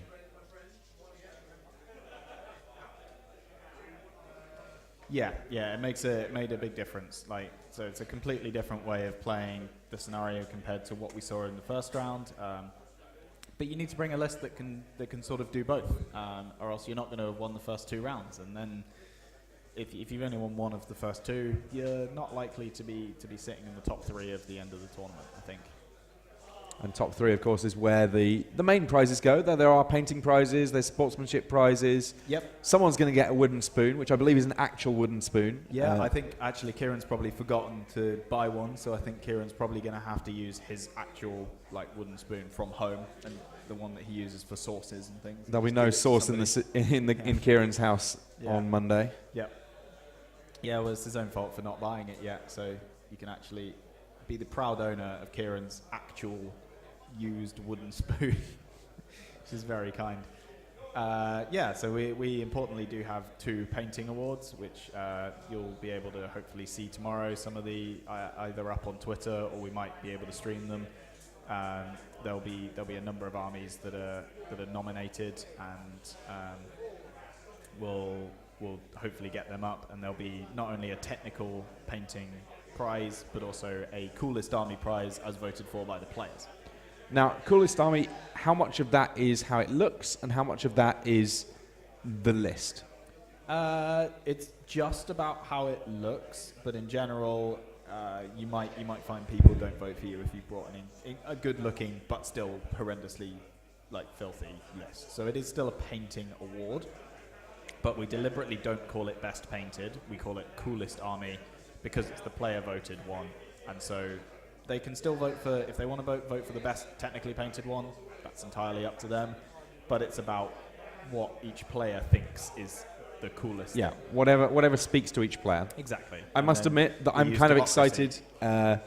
Once you're interviewing Jimbo, I will tell you, with no hyperbole, I'm just going to spend the entire time I have off between rounds checking out all of the sweet armies, because there's some very cool looking armies. What we actually do need from our TO crew, as well as yourself, is to get some painting nominations dealt with.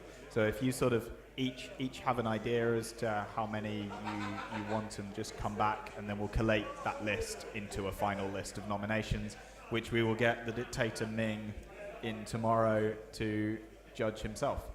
So and conveniently, I can't be biased because I really don't know very many of you guys. Exactly. So if we just get I think Kieran and Lewis are now going to have a run around. They're going to write a list of the ones that they think, and then we'll collate a list at the end, and those will get a painting nomination to be judged by Ming and the players tomorrow. And what I'll do is I'll get some nice high quality photos of those armies so we can stick them up in the various places that we're going to be putting all of the info about this one. Yeah. We'll have access. I'm just in the process of finishing off building the Magic Madhouse London website. It will have on it all the lists and the pack and the photos from the event, and indeed all of these videos hosted as well, so that if you are catching up afterwards, you'll have every possible resource you could hope to find. Yeah, that would be really good. So this does now look like Dan's Battle Round 5. Oh yes, let's update that one. The very last turn of the game. Yeah. Not too much in that top quadrant anymore. In terms of Jimbo's stuff, I think the Tree Lord Ancient died. Yeah. Still got some Dryads in there. Now that Alariel has abandoned it. So effectively, I think Dan is trying to wipe out all of the units that Jimbo has in this top quadrant, because that'll also deny Jimbo a point on the secondary objectives. Well, aren't those Dryads summoned anyway? No, they did start the battle. They just teleported in between woods. Oh, okay. So unless they are one of the units that were brought on, but I'm pretty sure. Did he have one unit of Dryads just as his third battle line? Yeah, and one unit that was summoned. And I think the unit that was summoned was the one that charged down the left flank. That would certainly make sense. Put them in peril first and try and keep the absolutely. real ones, in inverted commas, alive. Yeah, the ones that actually counted towards your initial list. Yeah, they don't count. Cool. I think these graveyards should be able to win this combat, and we'll see Dan take this top quadrant, and he gets some extra points for it. So, actually, looking at the board at the end of the game, not very much alive. Yeah, I mean, it's something of a trend. I guess that when you know that you're going to play the full 5 rounds out each round, it's going to be carnage one way or another. Whether or not that's fully one-sided or not is going to be a little bit varied, but... Yeah, so Alariel's still taking up 600 points of Jimbo's list, and certainly throwing her weight around still. Absolutely, she's just on full wounds. Again, she's done some pretty heavy lifting in this game.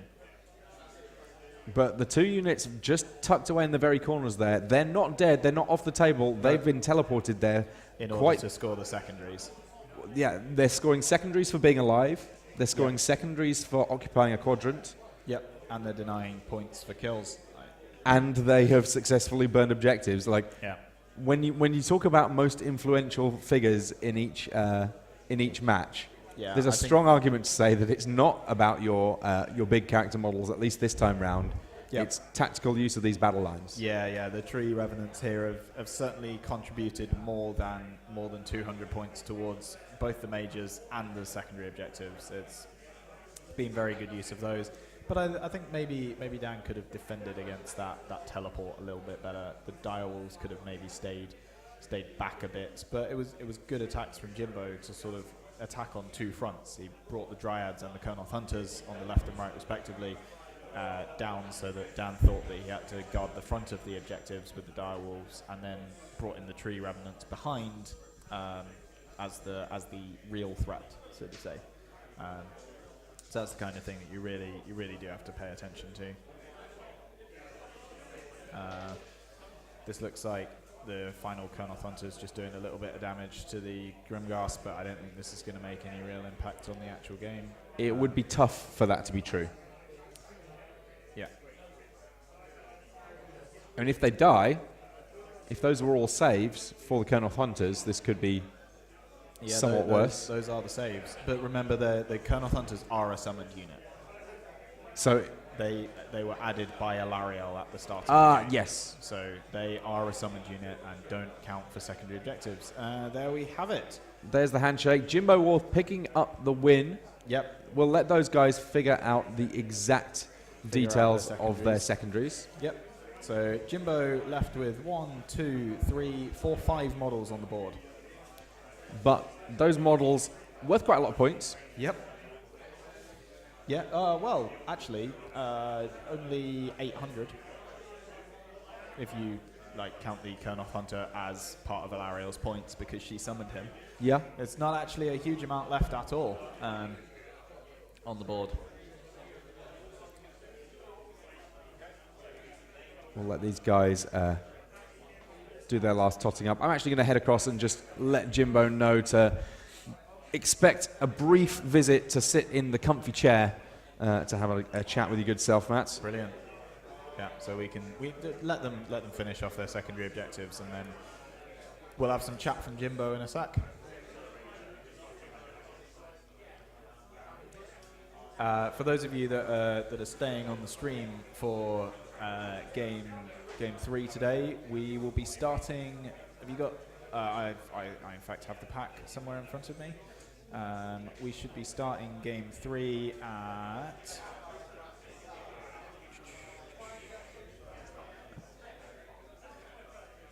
4 p.m.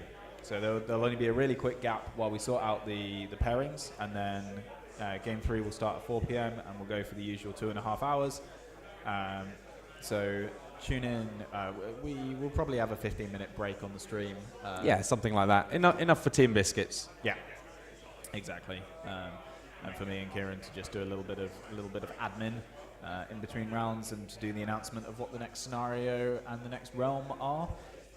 For those of you watching on the stream, we'll explain the scenario just before we go again, as we did in this round, and then we'll jump right into it again. Again, it's really nice of Magic Madhouse to put us up for the weekend, as well as providing this really nice stream. Yeah, we figured that this way around, the people that maybe for whatever reason couldn't make it would get a chance to check out what's going on. Also, we kind of know that for players in the tournament, sometimes it's nice to be able to go back and find out what was going on everywhere else. Yeah. I imagine Adam's going to be watching his game 1 back. That'd be really nice. Honestly, once we stick it up on YouTube, I'm going to be watching those views as it's just Adam clicking refresh. It's just Adam again and again. Yeah. But we'll see how that all goes. These guys just finishing up the last little bits of their bookkeeping. Yeah. And once their score's in, this is a tournament with Kieran Allender involved, so there has to be some bookkeeping. There are multiple spreadsheets. They're being diligently filled in, and we like it that way. There's some Trello boards. There's all the standard. Yeah, he loves his boards. Yeah, these guys just filling in their forms now. So I'm going to jump out. So have a good interview, Matt, and I will bring you a Jimbo. Yeah, brilliant. Is that? Oh yeah. No, I keep forgetting that your clock on your computer is completely wrong. So yeah, we're just gonna grab Jimbo now. We'll have just.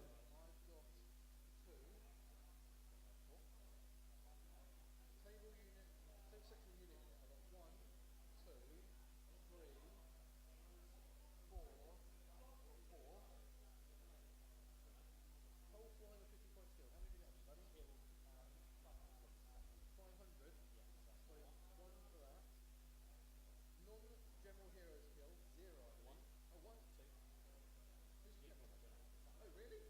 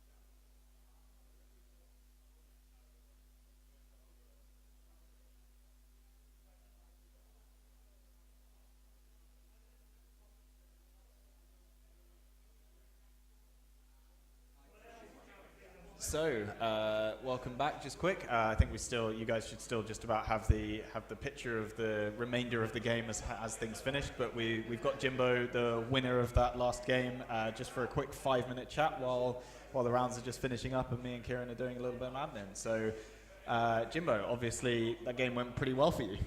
Yeah, it didn't start too well because I managed to lose Durthu in turn 1 when I didn't see the massive long charge and the extra movement he had. So that went in pretty well. I mean, I was pretty surprised that the Vampire Lord on Zombie Dragon could take out Durthu in a wood in a single turn. That seems to be some decent rolls or bad saves, or. Well, so was I. That's why I had him positioned there. Yeah. I just really didn't think that he was gonna get it down. I thought his plan was to try and get the Tree Lord Ancient, which seems like a more killable target. But we did discuss it because Dan didn't quite know what each one did, so I explained to him that Durthu's a choppy one effectively, and the Tree Lord Ancient is the magic one. Yeah. And Durthu's my general, so he's actually got the ignores neg 1 rend. So he's actually slightly tankier. Yeah, that's why I didn't think he was going to go down. But he wanted to get rid of the choppy guy, which he did. Yep, so that worked well. Yeah. It was just unfortunate in the next round of combat when he went into Alariel. Yep. Alariel managed to get just the 2 through. The 2 through. I'd just done enough wounds just beforehand. Does 5 wounds each, right? Yeah, a little bit. Then, so we suddenly saw like Alariel roll a couple of attacks, roll a couple more attacks, and then he just took the zombie dragon off. Yeah, he wasn't a 3-up ignoring rend, re-rolling 1s though, so it was slightly unfortunate. But yeah, well, there's always going to be some 2s on the dice, right? Yeah, exactly. That's the way it was. That's what Alariel's got to hope for. Yeah, that put me in a bit of a difficult situation. So at that point, I really wanted to try and hold back, and I want him to come to me, which he didn't. I was going to try and put some woods up behind him, and then teleport in behind him and try and get his objectives that way and put some pressure on. Yeah, sure. But he blocked me off from doing that. So then I had to wait until I could get a double turn. So I gave him priority on turn 3, I think it was. It was indeed 3. So then I could get the chance of getting the double onto 4. Basically, I was playing to then try and get the tree res around the back, move them onto the objectives, get enough. Dumped your tree revenants round the back during your turn 3, and then I presume you tried to charge into the direwolves. No. Did you not even try? No, I didn't want to because they'll die. Because it's too risky. Yeah, the direwolves are killing enough for me. I've got 1 wound each and 5-up save. So I thought with you going first it might, but maybe it is too much of a risk, and if you've got the double turn on, then that's no risk. And I wanted to burn all the objectives in the same turn as much as I could. So I didn't want him to start getting some points up. So I wanted to really put the pressure on and leave him with the 1 objective in the middle if I could. And basically it worked out. I really needed priority, and that's what I played for.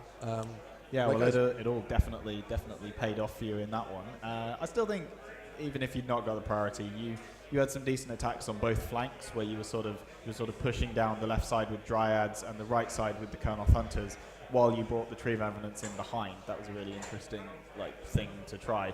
But Alariel made a huge difference in this game, definitely. Yeah, she did, taking down the Vampire Lord and then getting stuck into the guys with the sides. Yeah, Grimghast Reapers. That's the ones. Yeah, well, once I... So that was another thing, I made a mistake there. So I put her into it to try and block them up in case he got the next turn, so they couldn't charge me. So I was only going to get I wasn't going to die, basically. Yes, but then I realised... jumped her over the top of the wood. Well, I had to flee because I couldn't actually get the kind of hunters through that gap. We saw that on the screen. So I was like, I'm pretty sure he's blocked his own Kernoth Hunters through here. He's going to have to... Surely he wants Alariel to stay in this combat. It's probably better for her to be here just killing 10 Reapers a turn and taking nothing back. But you had to get her out because it was more important to try and get the second, to get the objective. And also, if I accidentally kill all the Reapers, then they can come back to life again. Yes. So I didn't want to do that either. Yeah, no, that's fair enough. So were you afraid of Arcan and the Curse of Years coming off on Alariel? There's not a lot I can do about it. Exactly. So I'm not going to worry about it. Fair enough. If it goes off, it goes off. You've got as good a dispel as he's got, really. Well, he's got +2 to cast, doesn't he? So and an extra 1 because of the realm. Yeah. So, how did you find the secondaries after you had the game in round 4? Mm-hmm. You then so Dan then had 2 turns to play for secondaries, whereas you had 1. Yeah. How did you find that? My plan was to run away. Just basically run away and pick up as much as you possibly can. Yeah. Again, the Tree Revenants making a massive difference in this. So they not only keep you a point each for being a battle line unit alive, but they've also captured the top left quadrant on the screen and the top right quadrant on the screen with a single model for you. And burn 2 objectives.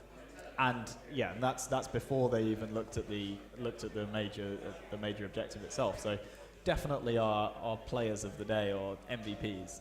For sure, and it's really interesting because a lot of people don't want to go for the tree revs. 80 points for 5 guys with a 5-up save and a 1 wound each. Yeah, they don't do much.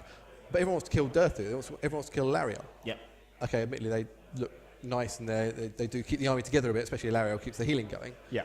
But the little guys, the ones that wins the game. They are very good at the objective game. Yeah, for sure. That's how you win it. Dryads too, actually, to be fair. They can do the same thing. Yeah, they just teleport around the Sylvaneth woods, so they can't do the same thing that the Tree Revenants did in this game. But yeah.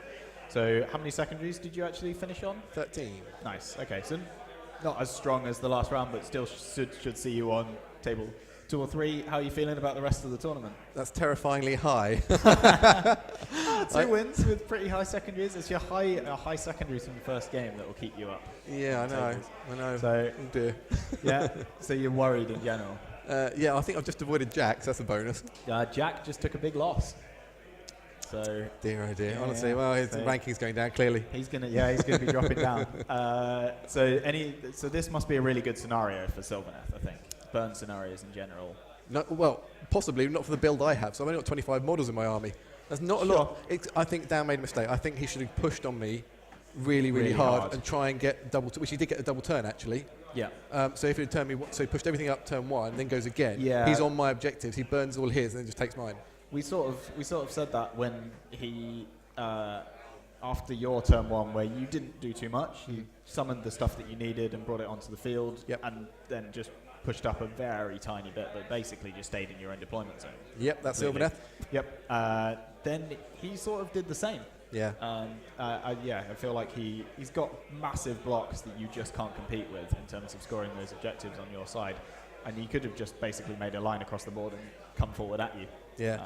I don't think bubble wrapping Arcan with the Reapers was the best plan for them, to be honest. They're such a choppy unit. You want them doing stuff up front for me. Yeah. But people need to defend Arcan, really. He needs a defense. I think if I've got 25 models and he's got 100 models on the table, I think he needs to push on me. Yeah. Personally, is how I'd do it, but Fair enough. I don't play death, so.